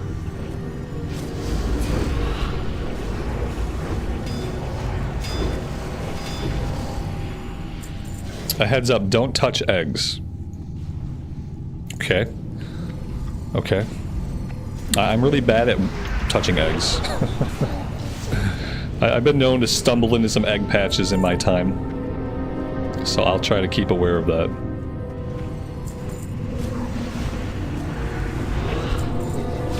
Man, I'm just not getting any hits in on some of these packs. We are melting their faces off.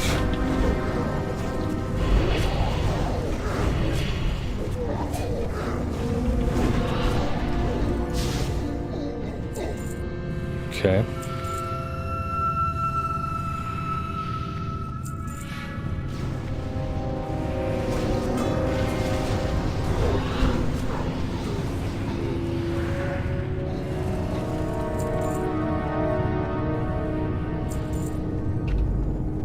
Leah, it's a good time to play. Yeah, it's a good time to play Sod. If you have free time, you definitely should. I would highly advise it. We're channeling at a table. Okay, I can't click it out. I think, oh wait, there I go. Okay, I clicked it. Okay. I think I should fight stuff now, though.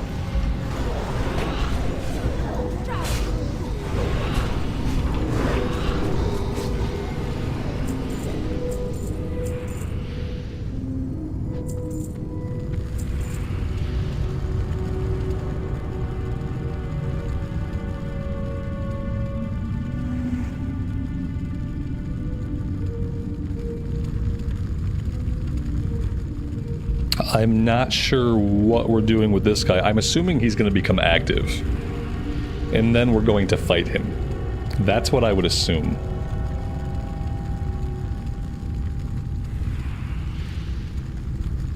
I'm sure my fire trap is going to be super effective against this guy.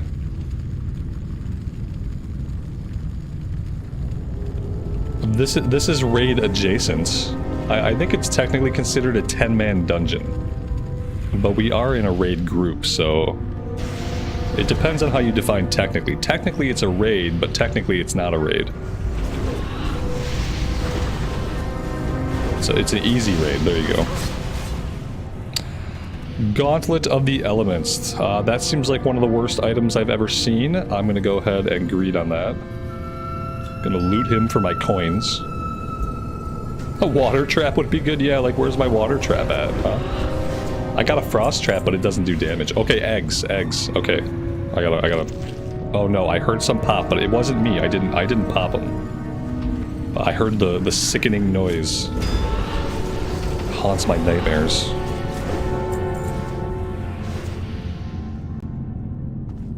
I won the roll. Those items look really bad. It had like 5 stamina or something on it. Like, I'll need to look at them again, but definitely not something we need.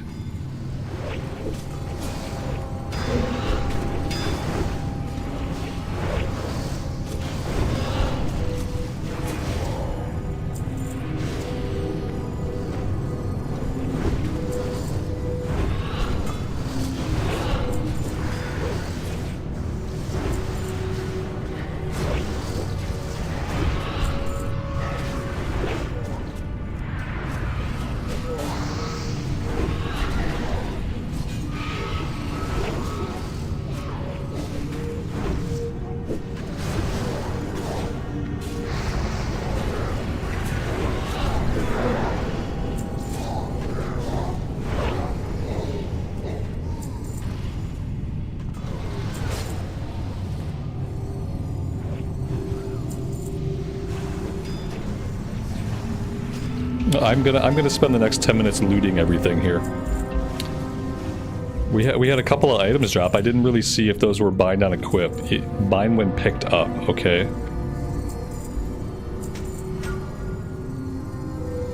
I don't think we're missing any loot. I don't see anything shining, so I think we're good.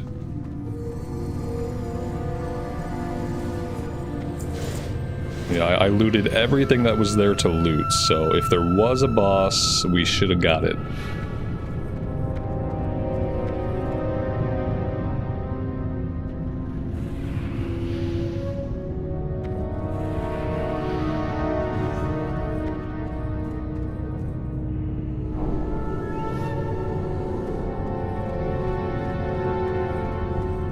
I feel like in a group moving this fast, I could spend all of my time looting and none of my time doing damage. I wonder how other players loot. Everyone seems to go so fast. I wonder, is anybody stopping to loot?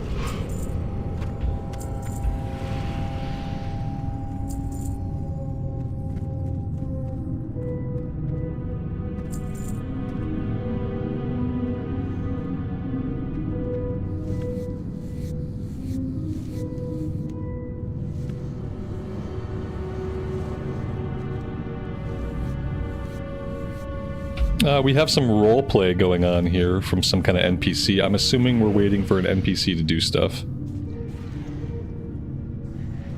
Meatuch, to be fair, you haven't been looting and you regret it. See, look at that. I knew there was no way everybody was looting.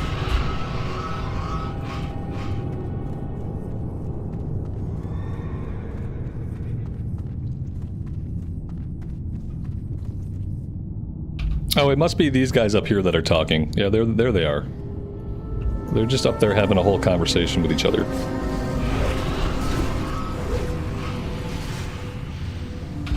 Is Sod populated right now? Yes. Very, very much so. I'm playing on the EU servers, but I've heard that the US servers are also very much popping off.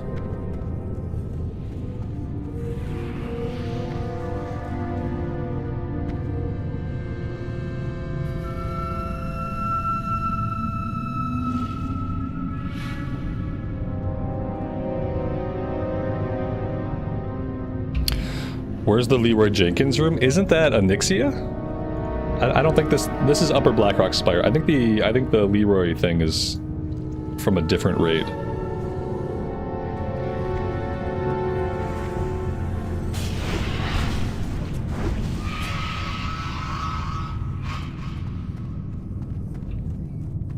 There's about 7,000 people on Wildgrowth at the moment. That's a lot of people. That's a lot of people.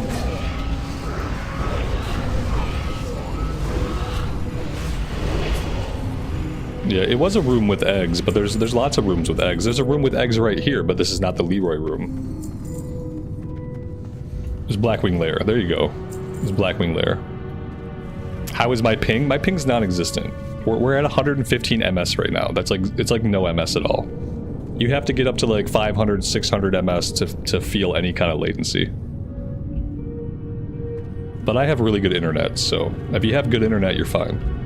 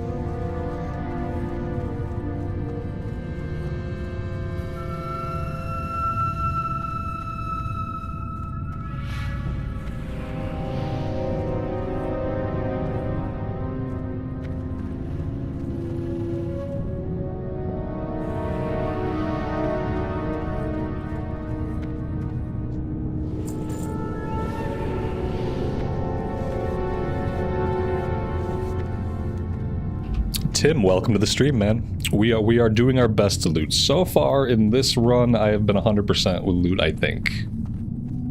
So far. Probably plenty of time for me to mess up, though.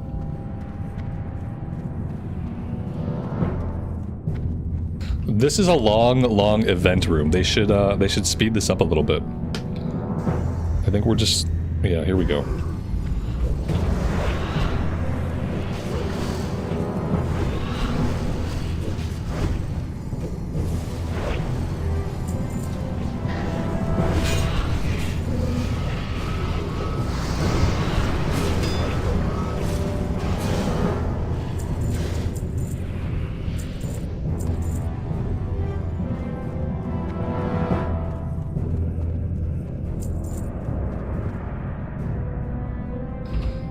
So many pallies, yeah. Pally power. We got 5 pallies. You know, it's because they can tank, they can heal, they can DPS. Whenever a class can fulfill every role, you're bound to have more of them. And I think all paladin specs are really good in SOD. So I'm not surprised.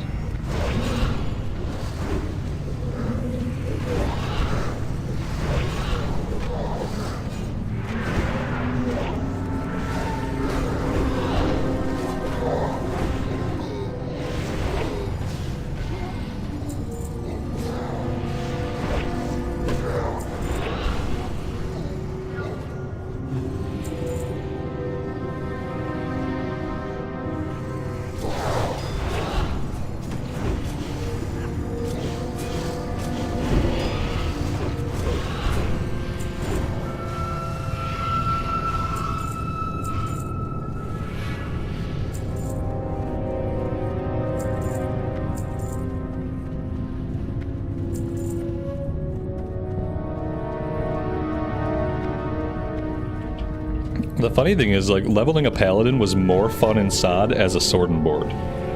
It was so much more fun to have, like, Avenger's Shield and that stuff than to do, like, a typical rep build. The typical rep build was kind of meh. I had a lot more fun pushing buttons on the sword and board pally.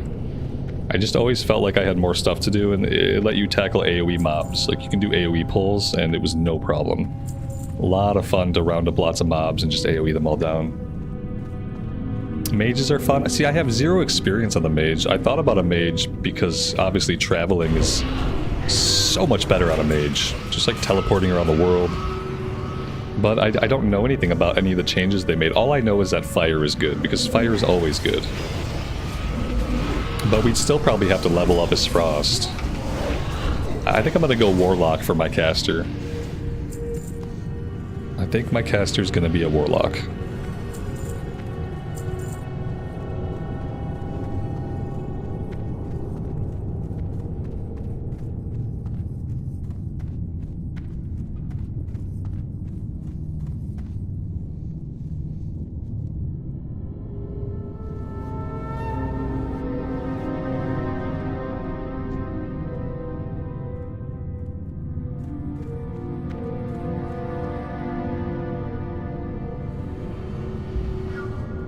A healing mage? They DPS to heal. I didn't know that the healing mages did DPS as part of their healing. That's interesting. I don't know if I have the attention span anymore to actually heal. That's my biggest worry when it comes to healing and tanking, is that I don't know if I can be an effective healer or tank while I'm streaming. I mean, you see how I am as a DPS. I can barely keep up as a DPS. If people were relying on me to stay alive, it might be a bad situation. Because I don't hate healing. It just seems like it's iffy for me to do it. If I mess up as a DPS, then it's not really a big deal. If I die as a DPS, it's not really a big deal. But if I die as a healer, could be catastrophic for some people. Do I want something to eat? I always want something to eat. And I always want sushi. Yes, Amy, that'd be wonderful if you wanted to pick up some sushi on the way home. I would definitely smash that later.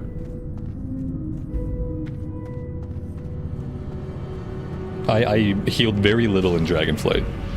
And I didn't, like, when it came to Mythics, I didn't really like doing anything except DPSing.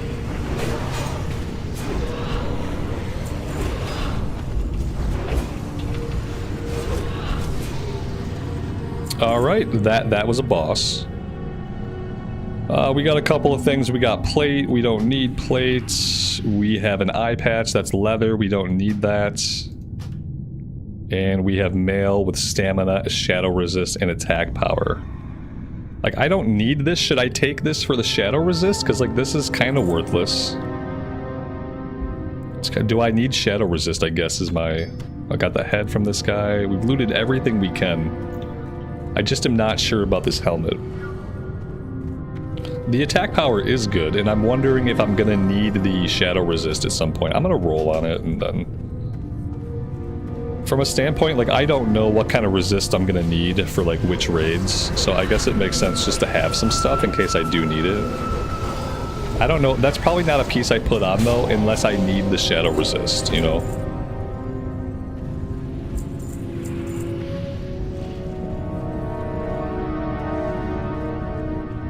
Christoph, thanks for being here. I really appreciate that. I'm glad that hanging out sets a chill vibe for you. I try to keep things chill, like 90% of the time we're chill. Sometimes I get triggered about one thing or another, but most of the time it's relaxing.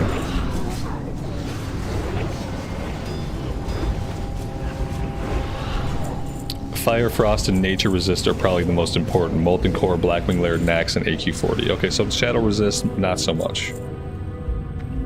Got it.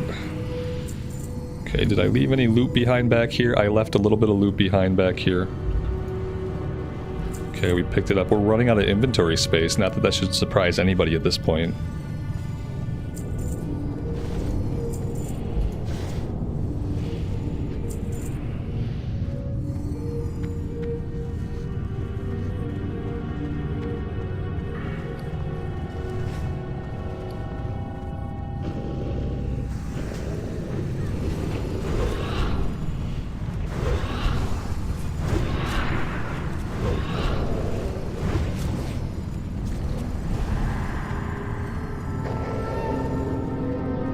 He's already dead. And dead.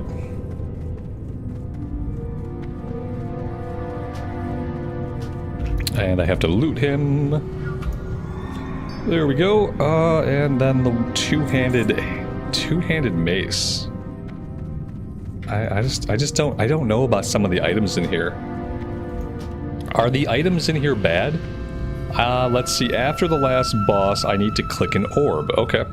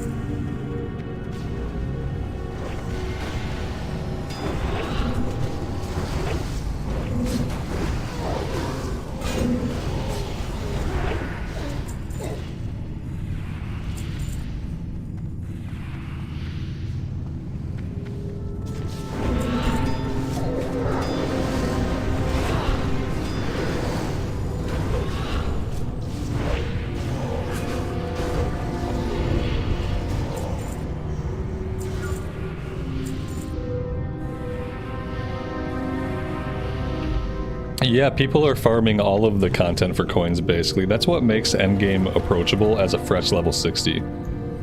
Is that so many people are willing to do the content to get the coins, because the coins are actually useful to everybody. That's like the best thing they did for SOD, was to make the endgame approachable to somebody who just hit level 60. Make it so that there's going to be groups that you can get into, there's going to be ways for you to collect the endgame currency right away. Like, we were collecting endgame currency before we were even level 60. Just in like the last couple of dungeons you can do on the road to 60. I hate myself. Oh, we spent our coins on this piece, and then of course it drops. Of course it drops. Because we spent 50 coins on it. Oh my dear God. Oh. Oh, so painful, guys. It's so painful. God dang it. Oh, okay. It's fine. Oh, I need this though. We'll definitely take the cloak. I have to click on an orb, but there's an orb somewhere. I gotta clicky clicky.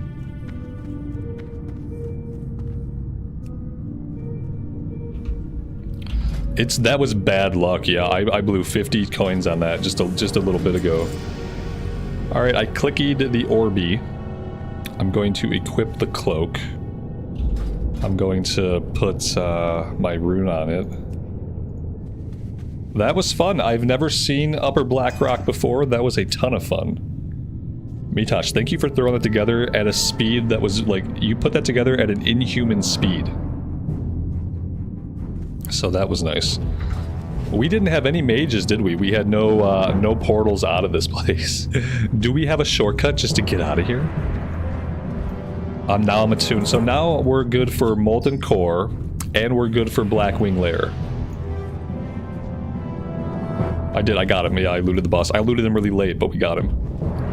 We're back up to 25 coins, so conceivably we're pretty close to being able to buy some more gear. I'm sure whatever we buy, it'll just drop off the next boss we kill.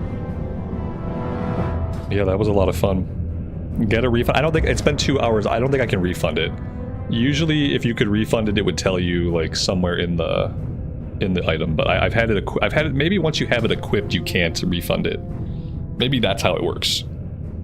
Yeah, I have some extra time today. Yeah, like I can kind of. My kid doesn't have swim today. My kid doesn't have soccer today. Wednesday is one of the few days when I don't have anything that I have to do that's like super pressing. At some point I have to do a workout, but I can do that anytime before dinner, so... Yeah, we can do whatever. I might hearth out of here because I don't know if there's like an easy way to get out.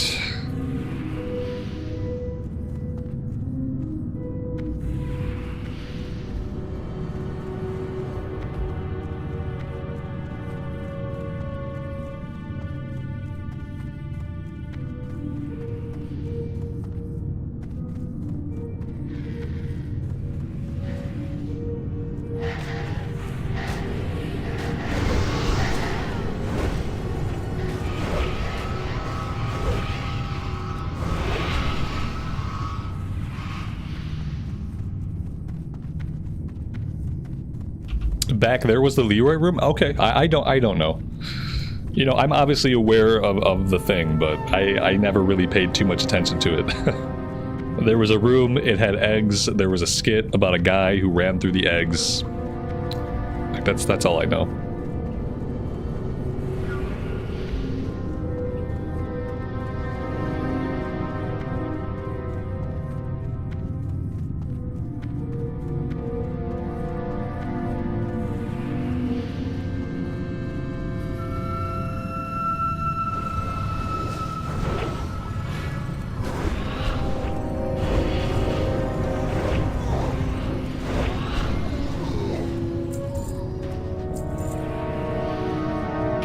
Mr. Caffeine, have a good rest of your day. We'll see you next time. Oh, that entrance was not too far away. Remember to vendor. I refuse. No. Yeah, we have to vendor for sure. We got 4 slots left. Okay. Yeah, from here I can probably go somewhere. I guess if I wanted just to get out, I could go this way. This seems reasonable.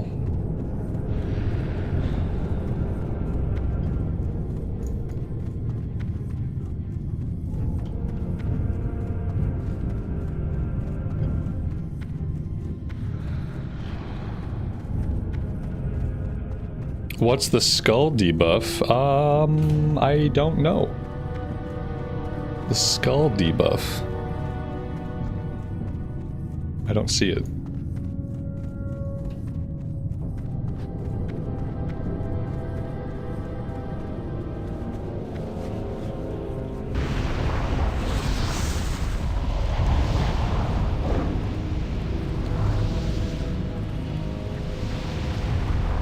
It's probably time for me to set my Hearthstone in somewhere like Stormwind City.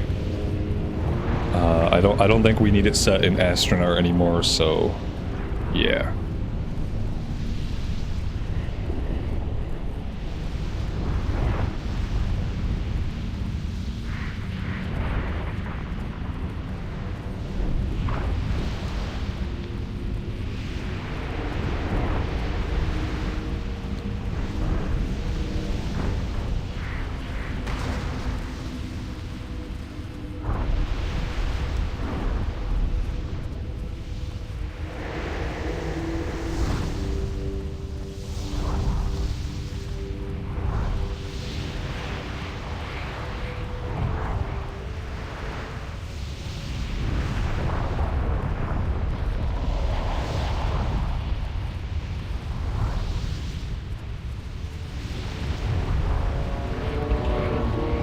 Whitney, good afternoon. Welcome to the stream.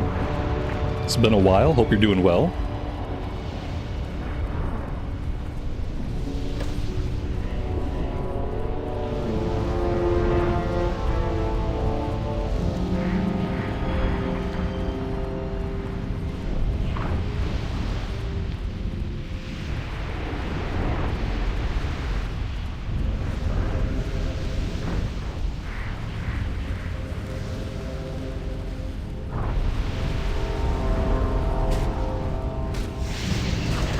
Yeah, the zone is different because they have a world event going on here. There's the Blackrock Eruption world events, which goes off like every 2 hours, I think. And it changes, like, the stuff that's going on in the zone changes the aesthetics. The skybox is different. We have the ash falling from the sky and fire elementals everywhere. Basically, the fire plane is bleeding over into reality, is what I understand.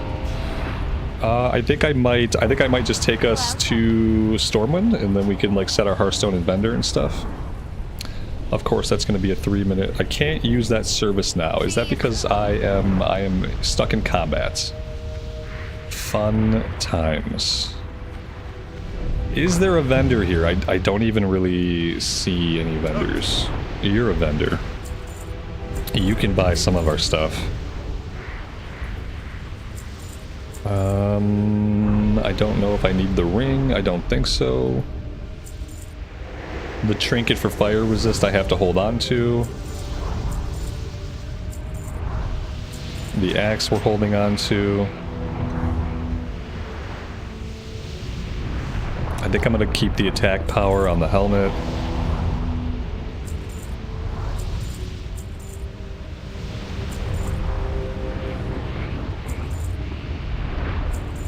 And that is about as good as we can get. That's pretty good.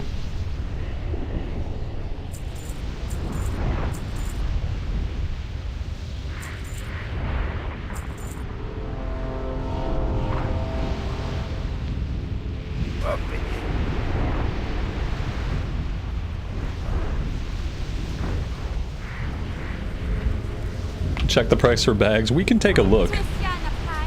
I need to go AFK real fast. I'm gonna step away in flight. I'm gonna get some coffee really quick in bio, and I'll be back. I hope I'll be back by the time we land. So, see you guys on the flip side.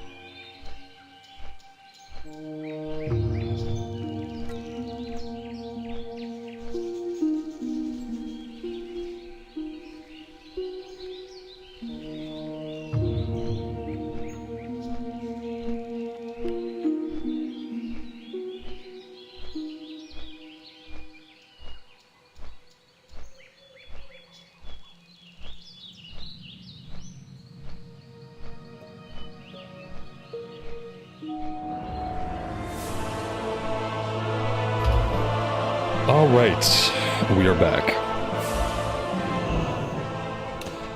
We are back, and it looks like we might have a full group. If 10 is the size of group that we're going for, which I'm assuming it is. Leah, what are you gonna make? What class are you gonna be? You're gonna be a priest, aren't you?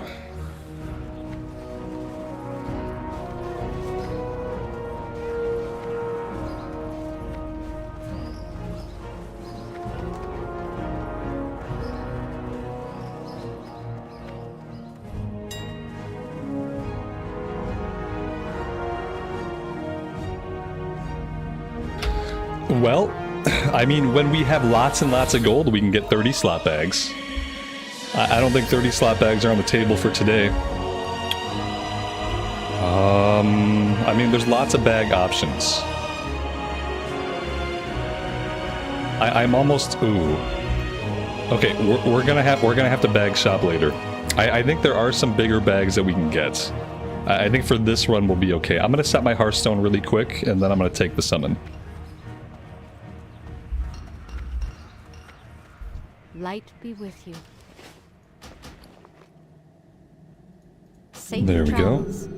And there we go. Yeah, you don't see a ton of rogues.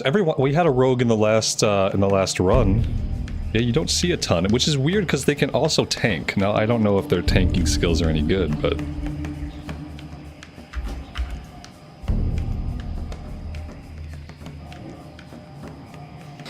Alright, this is another place that I've never been here in Vanilla era. Obviously, like, Zul'Gurub that I'm familiar with is the 5-man version of Zul'Gurub that we got in Cataclysm. That was the first time that I did anything in Zul'Gurub, so doing this in the vanilla format, in the raid format, this is completely new. Never done this content before.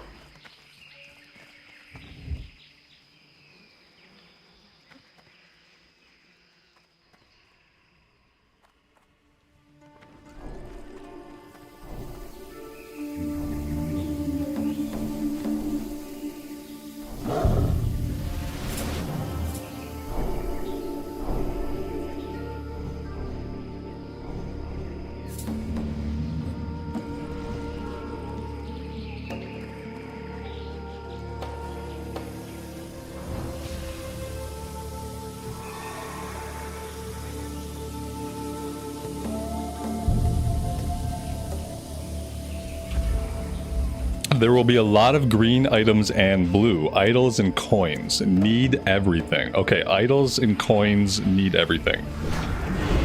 Got it. Main spec and then off spec for loot. Okay. Since I don't have an off spec, I will only roll on stuff that I'm going to equip. So this stuff I should roll need on. Blood scalp coin. Clicky clicky. Okay. I'm just going to do as I'm told, and I'm not going to question it too much.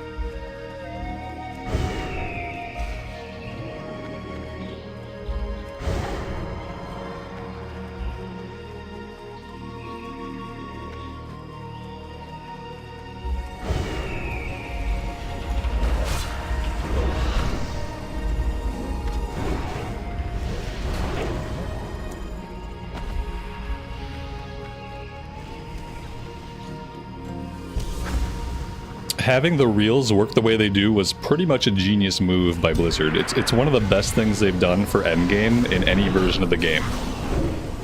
It has really served to keep people super engaged with endgame, and it lets people like me who are just hitting 60 get into the content. So yeah, they've done a really great job with it. I was told to knead on this stuff, so I'm going to keep kneading on the stuff. Just doing what I was told.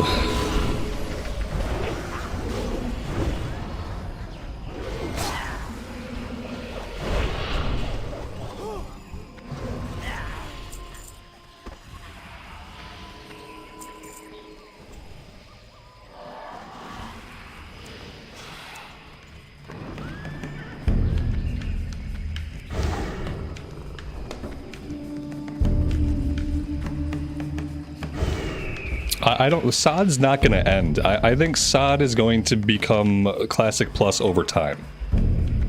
I think they're going to keep adding to SOD. They will probably have times when they are more active about adding content to SOD and times when they are less active, depending on what else is going on in the World of Warcraft landscape.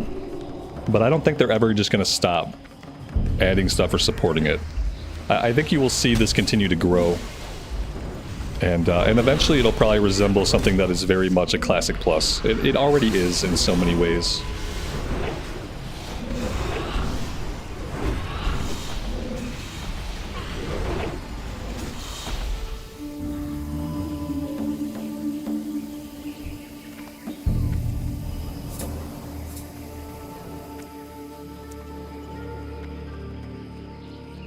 Yeah, they've said they have no plans to shut it down. They don't really know right now like how much updating they're going to do after Phase 8, but they said they're going to keep supporting it and there's no plans that it's ever going to go anywhere.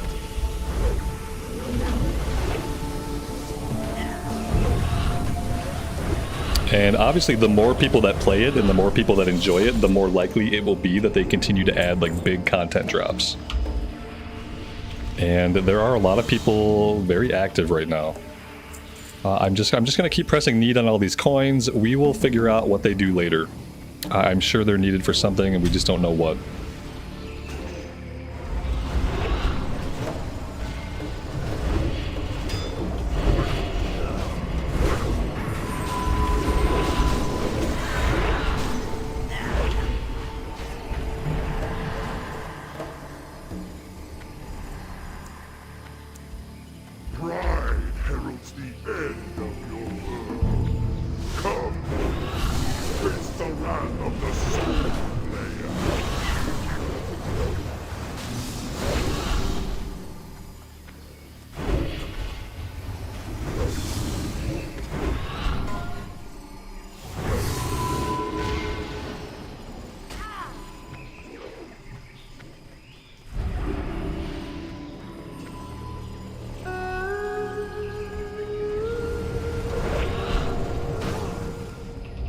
The coins and stuff are rep turn-ins. Okay, then we're probably definitely going to need those.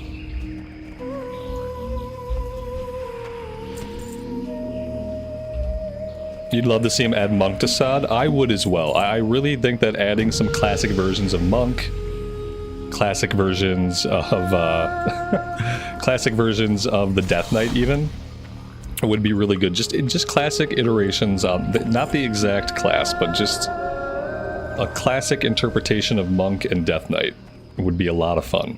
And obviously giving Horde Blood Elves and giving Alliance High Elves. Just adding High Elves and Blood Elves, giving Alliance Shaman, giving Horde Paladin, giving Alliance Shaman, adding some new races, adding some new classes. Yes, that's the way they should go.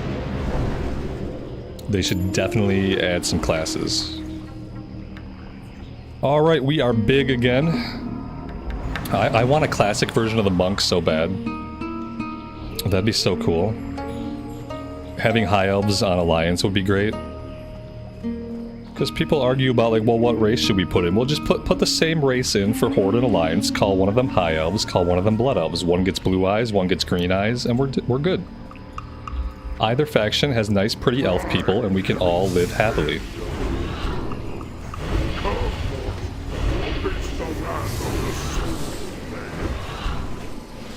I have no idea what this guy is going to do.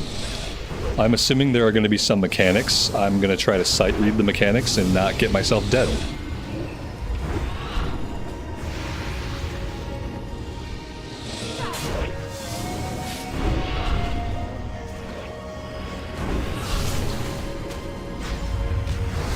In this situation, like, I kind of want to DPS down the ad, but I'm not sure if we're supposed to DPS down the ad. My instinct says, like, always DPS the ad. So I'm gonna do that. See how that goes.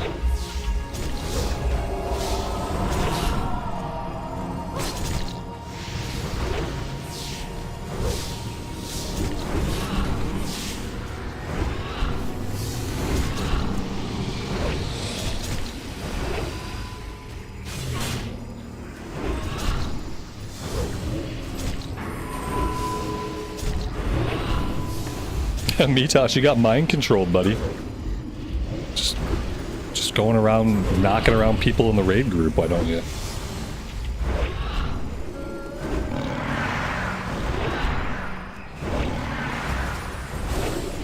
He loves that mind control on the tank. That's nasty. Alright, he's zapping us with a red beam. He's dealing 200 damage, and he's regenning some health, maybe. I think he healed a little bit.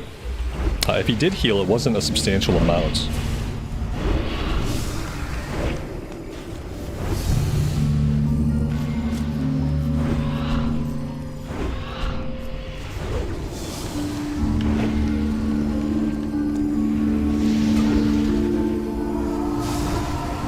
I think at this point we probably stay on the boss. Maybe.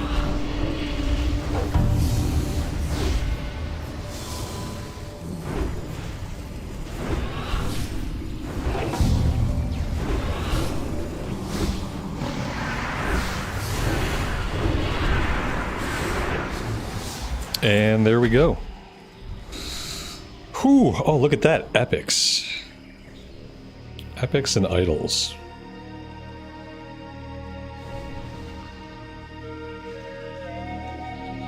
Nothing we need. And nothing we really need.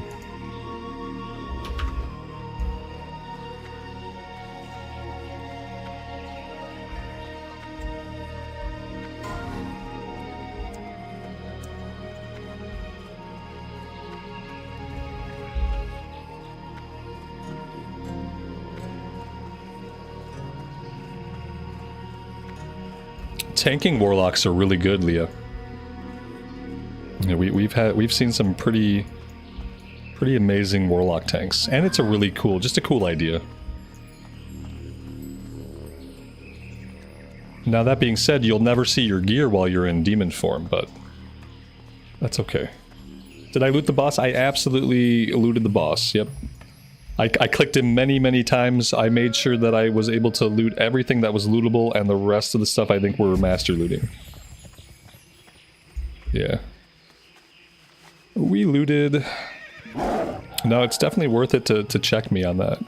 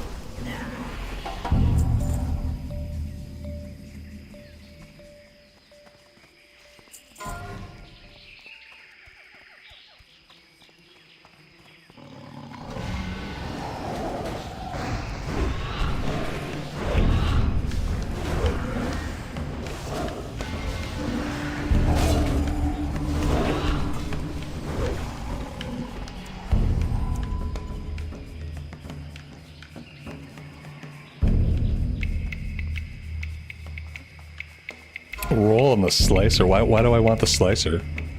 I'm not one-hander. I'm using a two-hander. I know some people go dual wield. I'm not doing a dual wield hunter. I'm gonna do a two-handed hunter.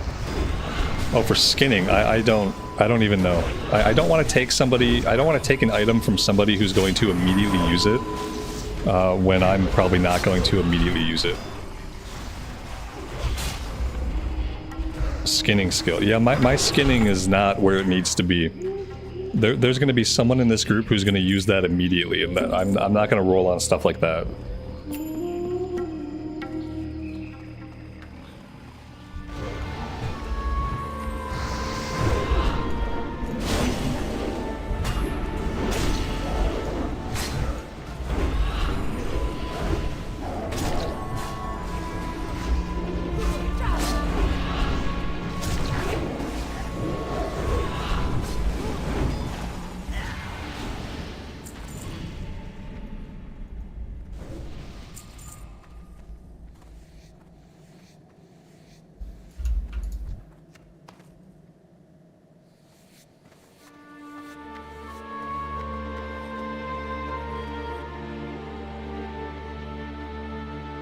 When I do new content, like when I'm tackling a raid or something that I've never done before, I tend to...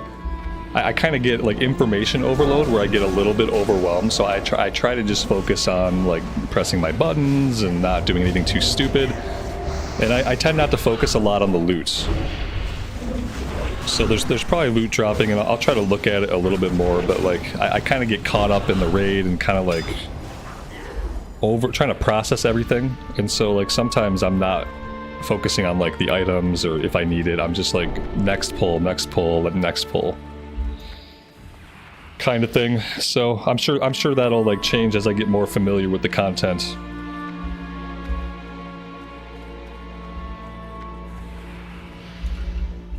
But right now I'm just trying to keep my head above the water, basically. I remember this boss from the 5-man, and I remember this being a pain in the 5-man version. So we'll see what happens here.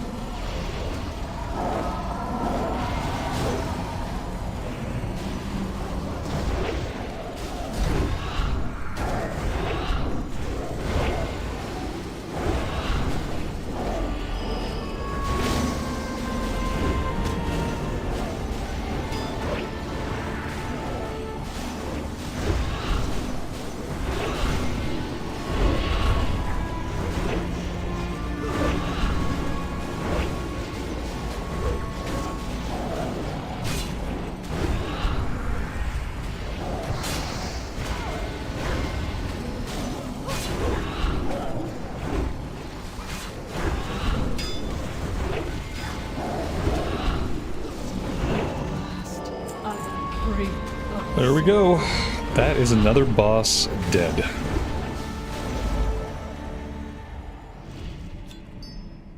Many cats were harmed in the filming of this raid.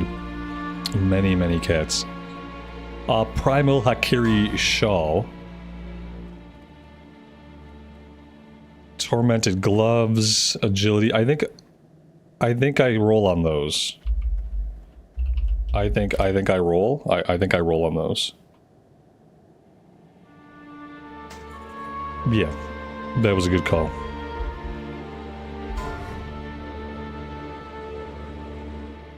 Hoodoo stick we don't need.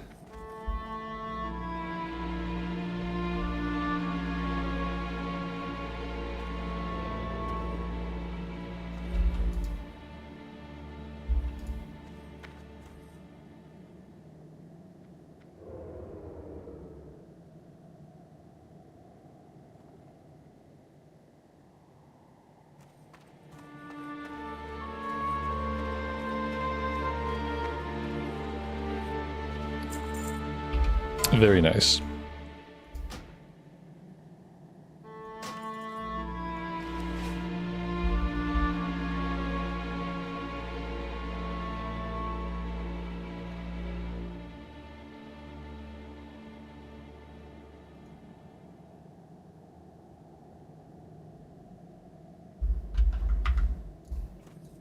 Talk to the Panther Lady.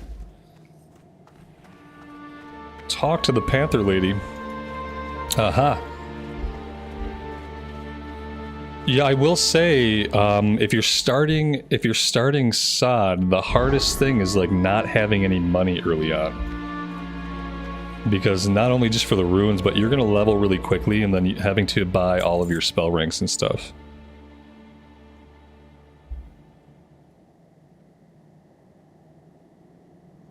Oh, I'm stealthed. Okay, am I moving slower because of this? It feels like I'm moving really slow. At a time when I don't really want to be moving slow, so that's something. Do I need this stealth buff, or can I unclick it? Because I kind of wanna unclick it. Yeah, I can't live like this. Is this my life now? I'm just stuck like this.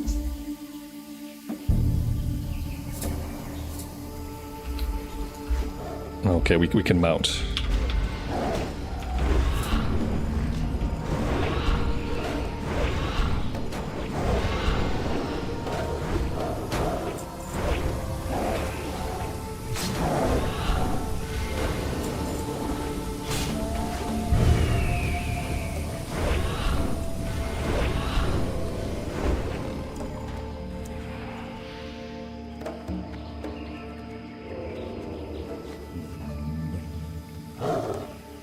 We're still slow, though.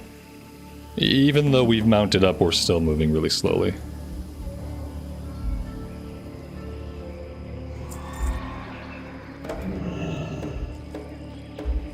There we go. Oh, no, we're still stealth. Okay. I guess this is life now. That's the last time I listen to somebody when they tell me to talk to an NPC.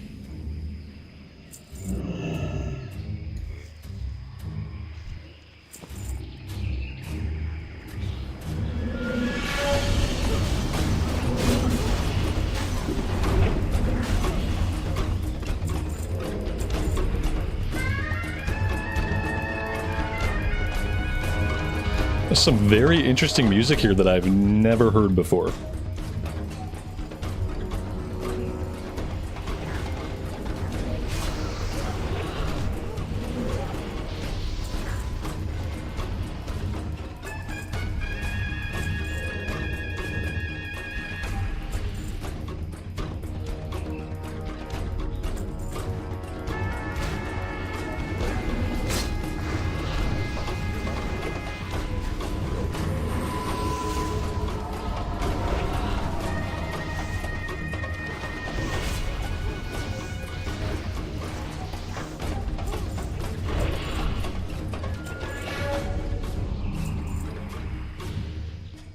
Why are there so many different types of coins? Why does this place have like 5 different coins and a bunch of different relic things? Yeah, that's the part I don't understand. Why wouldn't it just have like one currency? Or one rep currency or whatever? Are they turning in for different reps? Because we're just getting a bunch of stuff. We're getting a ton of things that I don't understand. How long was leveling? So I mainly did quest. I leveled up the old-fashioned way, and I just did quest. We did some dungeons. We did not grind incursions. We did not grind the emerald portal things. And doing it the old-fashioned way, it took about 60 hours. So yeah, it's about a 60-hour journey if you just want to quest to get to max level, run some dungeons here and there. But there are supposedly much faster ways to level up. You can grind incursions and the dream portal things, and if you do that and you get into an effective group, you can level up faster. But that's not really how I like to play, so I didn't do that.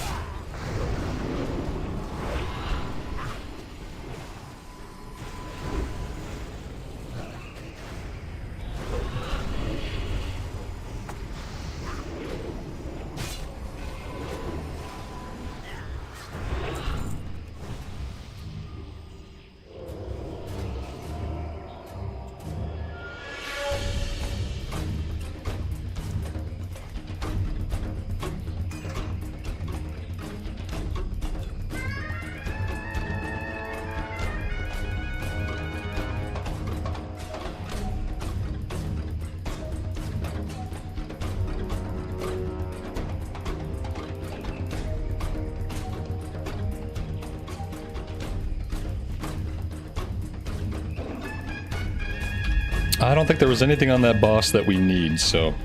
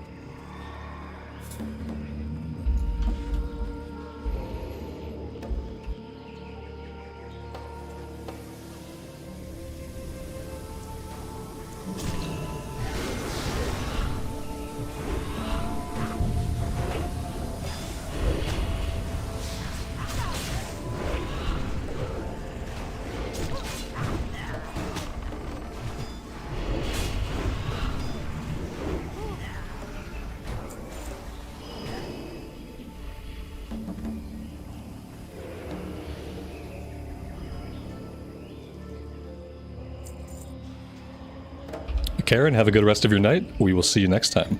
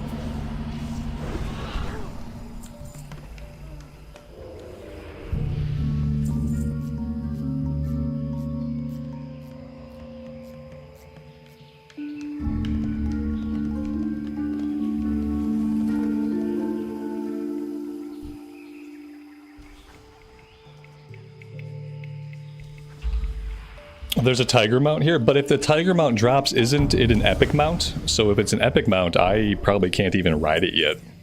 Would I roll on it anyway? Maybe. Maybe I'd roll on it anyway.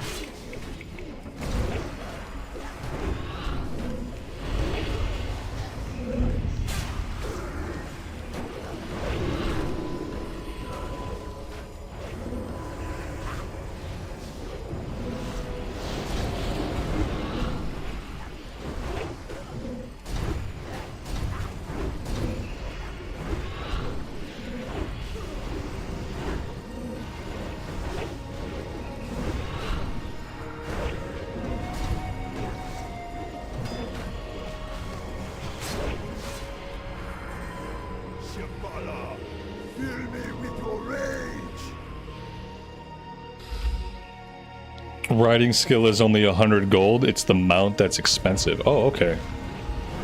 That's good to know.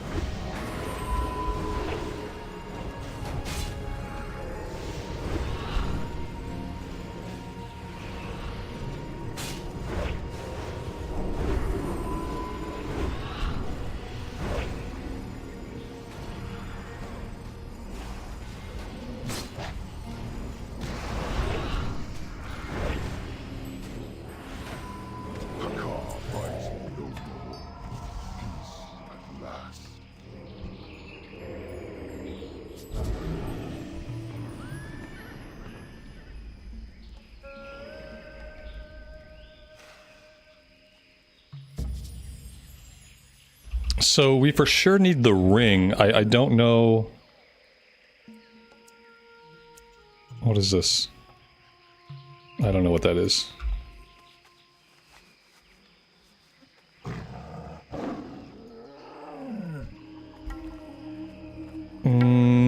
Yeah, I don't know. Are we linking stuff before we are doing rolls for it? Because I keep looking for items to be linked and then I don't see them linked. I see rolls. I see lots of people rolling for stuff. I'm just not seeing any linked items.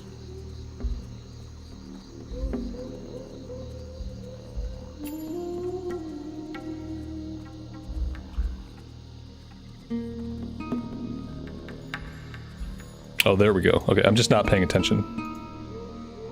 I think, like, do I want that back? I don't know. No, I'm gonna pass.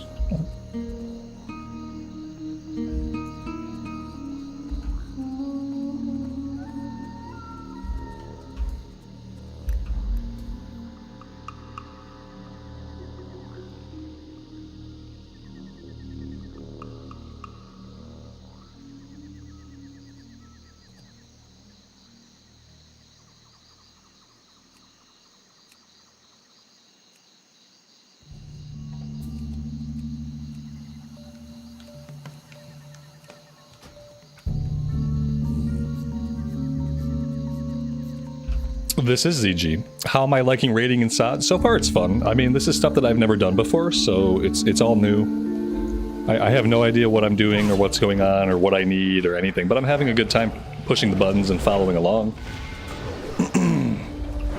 Really happy to be able to see some content that I haven't done before.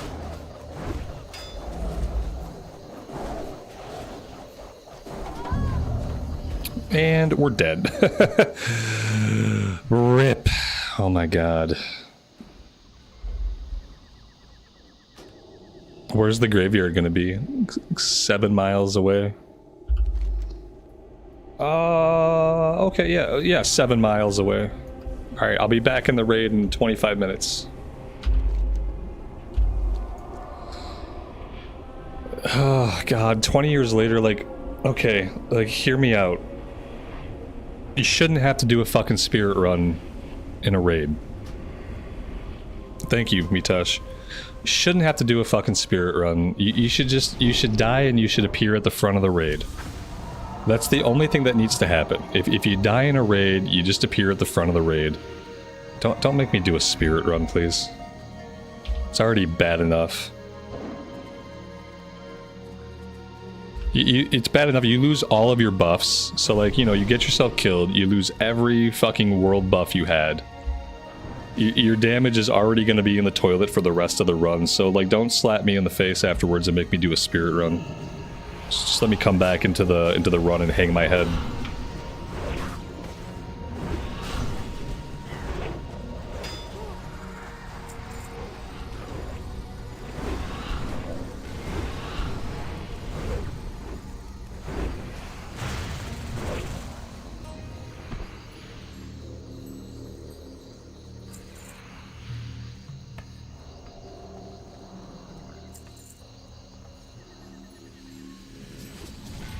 At this rate, I'll be raiding AQ and Nax only if someone carries me through it. The reality is, I'm only here because Mitosh put the group together. If I had to raid on my own merit, and if I had to find my own groups, I wouldn't be here right now. That's the reality of it.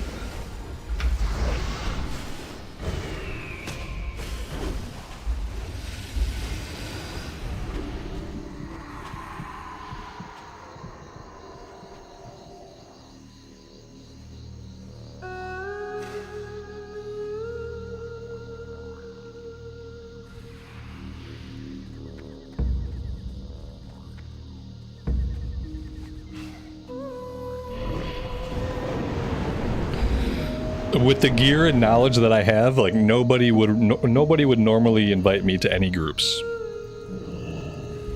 With the gear and experience I have, I would not get invited. So, you know, this is good because I get a little bit of experience, I can get a little bit of gear, and maybe I can figure out what's going on. And what I need to do to actually succeed at endgame. Because right now, like, this is not what success looks like. This is what it looks like to be carried. It's a little bit different. So like it looks like I succeeded, but I didn't.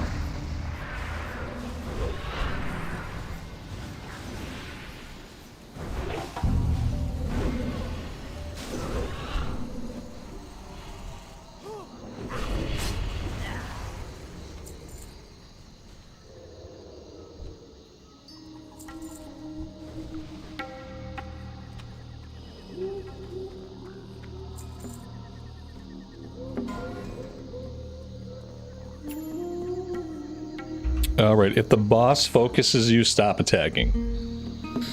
That's fine. That's clear enough. So the boss is gonna focus somebody.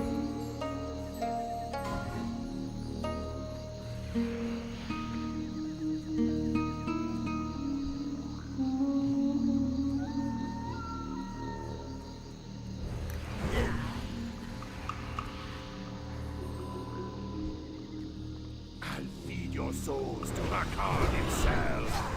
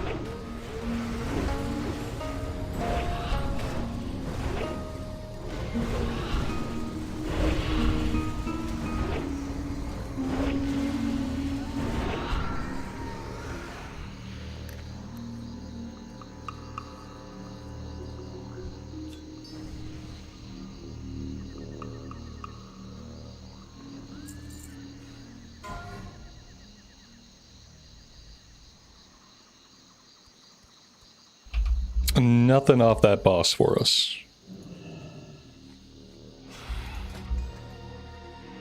It's a cool tanking sword.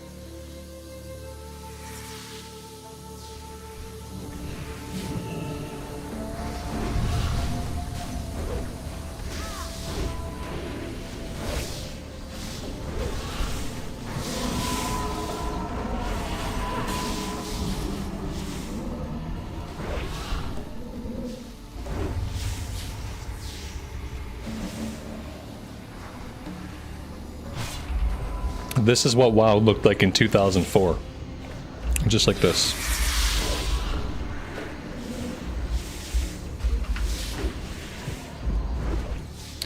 We have a intoxicating venom, chance to fall down, chance to drop melee weapons in combat. I would love if I could get that cleansed off of me. That'd be freaking amazing. Ooh, 100p. Yeah, it's in 100p. This is great. There we are. I guess this is how we live for the next 2 minutes. Chance to fall over, chance to drop our weapon. That's awesome.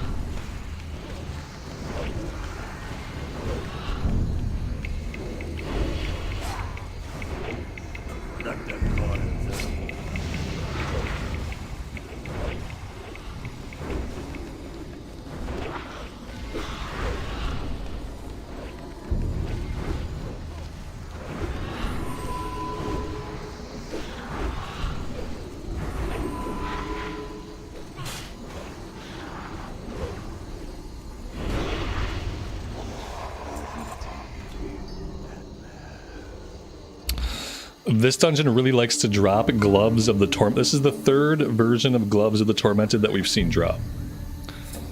It'd be cool if we could get something else to drop. But nope, just a bunch of the same gloves. Very, very strange.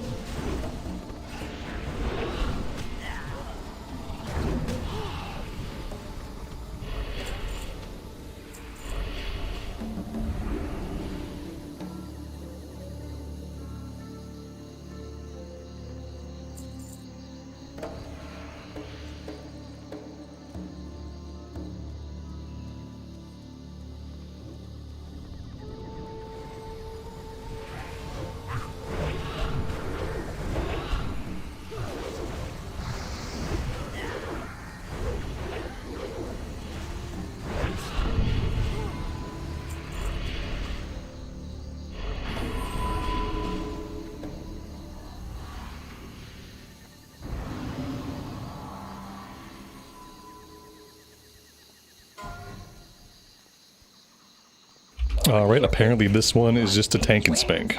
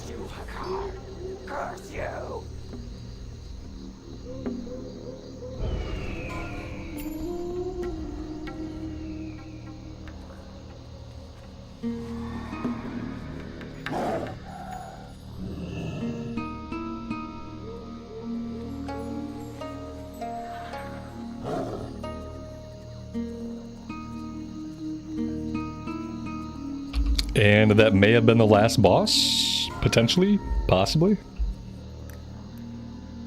Shield with stamina, intellect. That's a cool looking shield.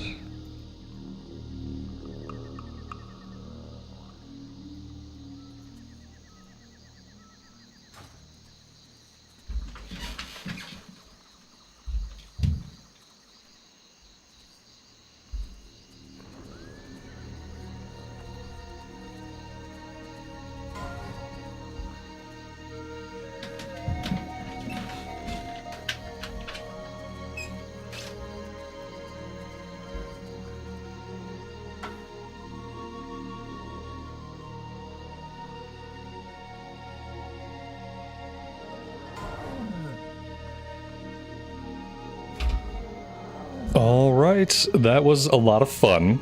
I really enjoyed that. It was nice seeing these, because I've only seen this as a 5-man, so seeing it as a raid was really cool. Idols, ooh, what about all the gloves of torment? How many do I need? Mitosh, thank you so much. Thank you for putting that together and leading that and tanking that in all of the awesomeness. I really appreciate it. Our portal closed, but that's okay. I'm gonna hearth myself back to Stormwind City. Yeah, we had a couple... It's funny, it dropped, like, the first epic that I ever get, and then the raid drops 2 more of the same item. Instead of dropping, like, you know, some different items, it dropped 3 of the same item. The idol is used for head and shoulder enchants. Okay, I will keep that in mind.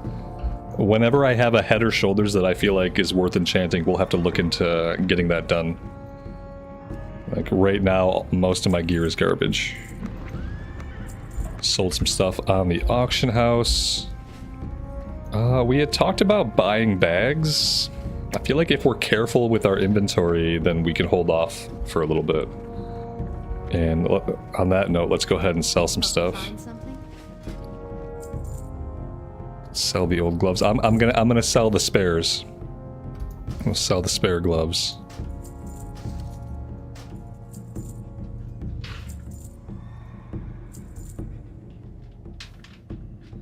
Fire resist trinket we're holding on to. Somehow... Oh wait. Oh, I ended up with this.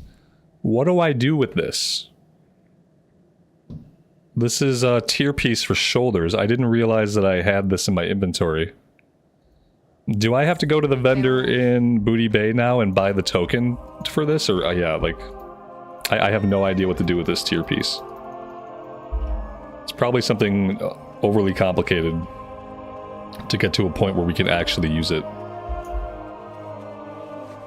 But we have tier shoulders, maybe. Maybe.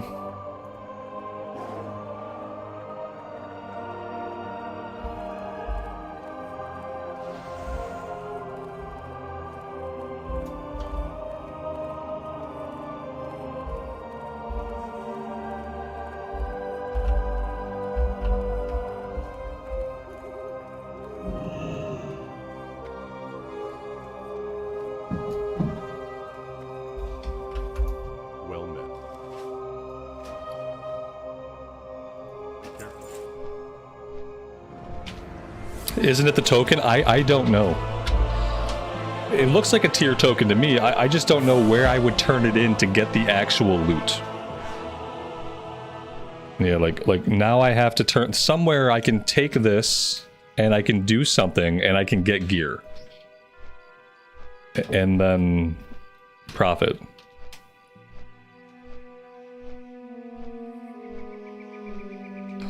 It's on an island northwest in Stranglethorn Vale, but I need rep for it. Oh my god. Isn't winning a tier piece enough?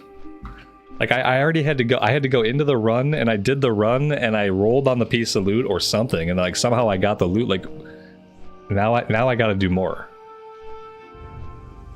The bijoux are worth a lot of gold. Wait, they're not soulbound? Oh man, I'm so confused. This is why it's hard for me to like get into endgame, because like getting into endgame, there's so much stuff that is just it's incomprehensible until you know what it is. Yeah, I got a few of these things. It's just like it's too many things. I want less things and I want more gear. Like less things and more gear. Like this is a lot of things, and now I have to figure out what I'm gonna do with the things.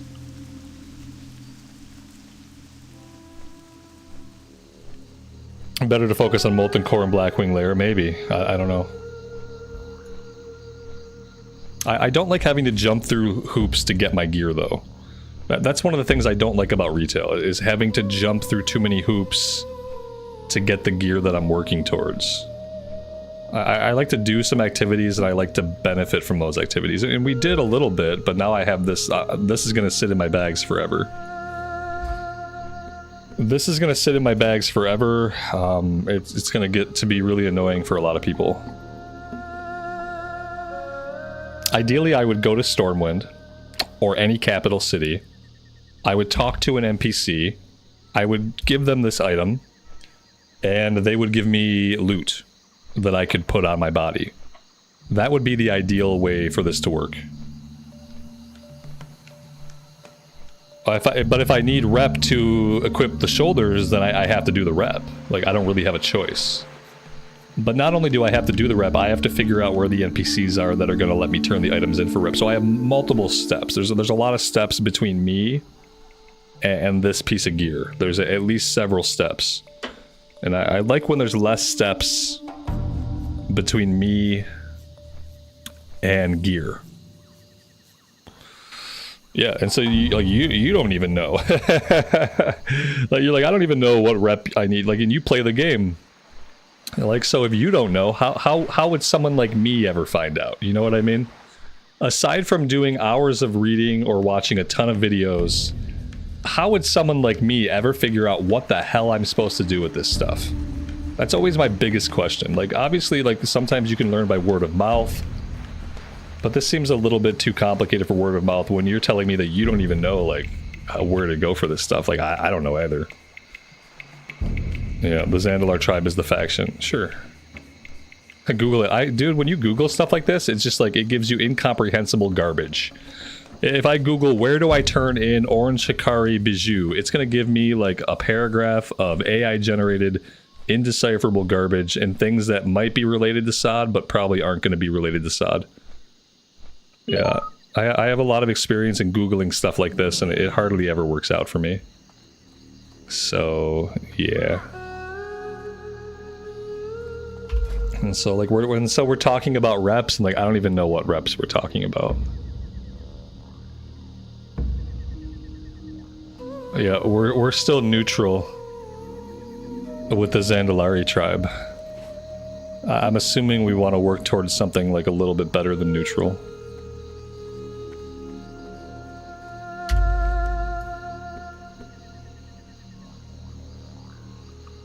I guess you guys are talking about this island over here, right?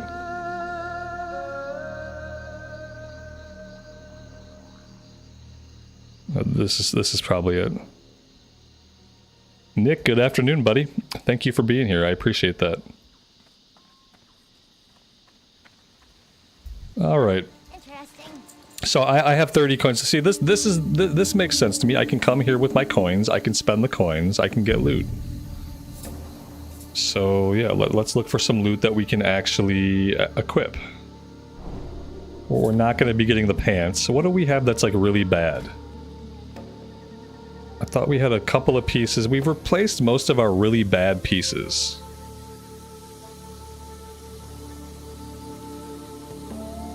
Yeah, we don't really have anything that's awful. I don't even know, like... I guess I can grab this and I can start working for the armor sets. But I don't really need to. I have better gear than most of what I can buy on this vendor. Like, most of my gear at this point is better than what is sold here. So I could go after the set.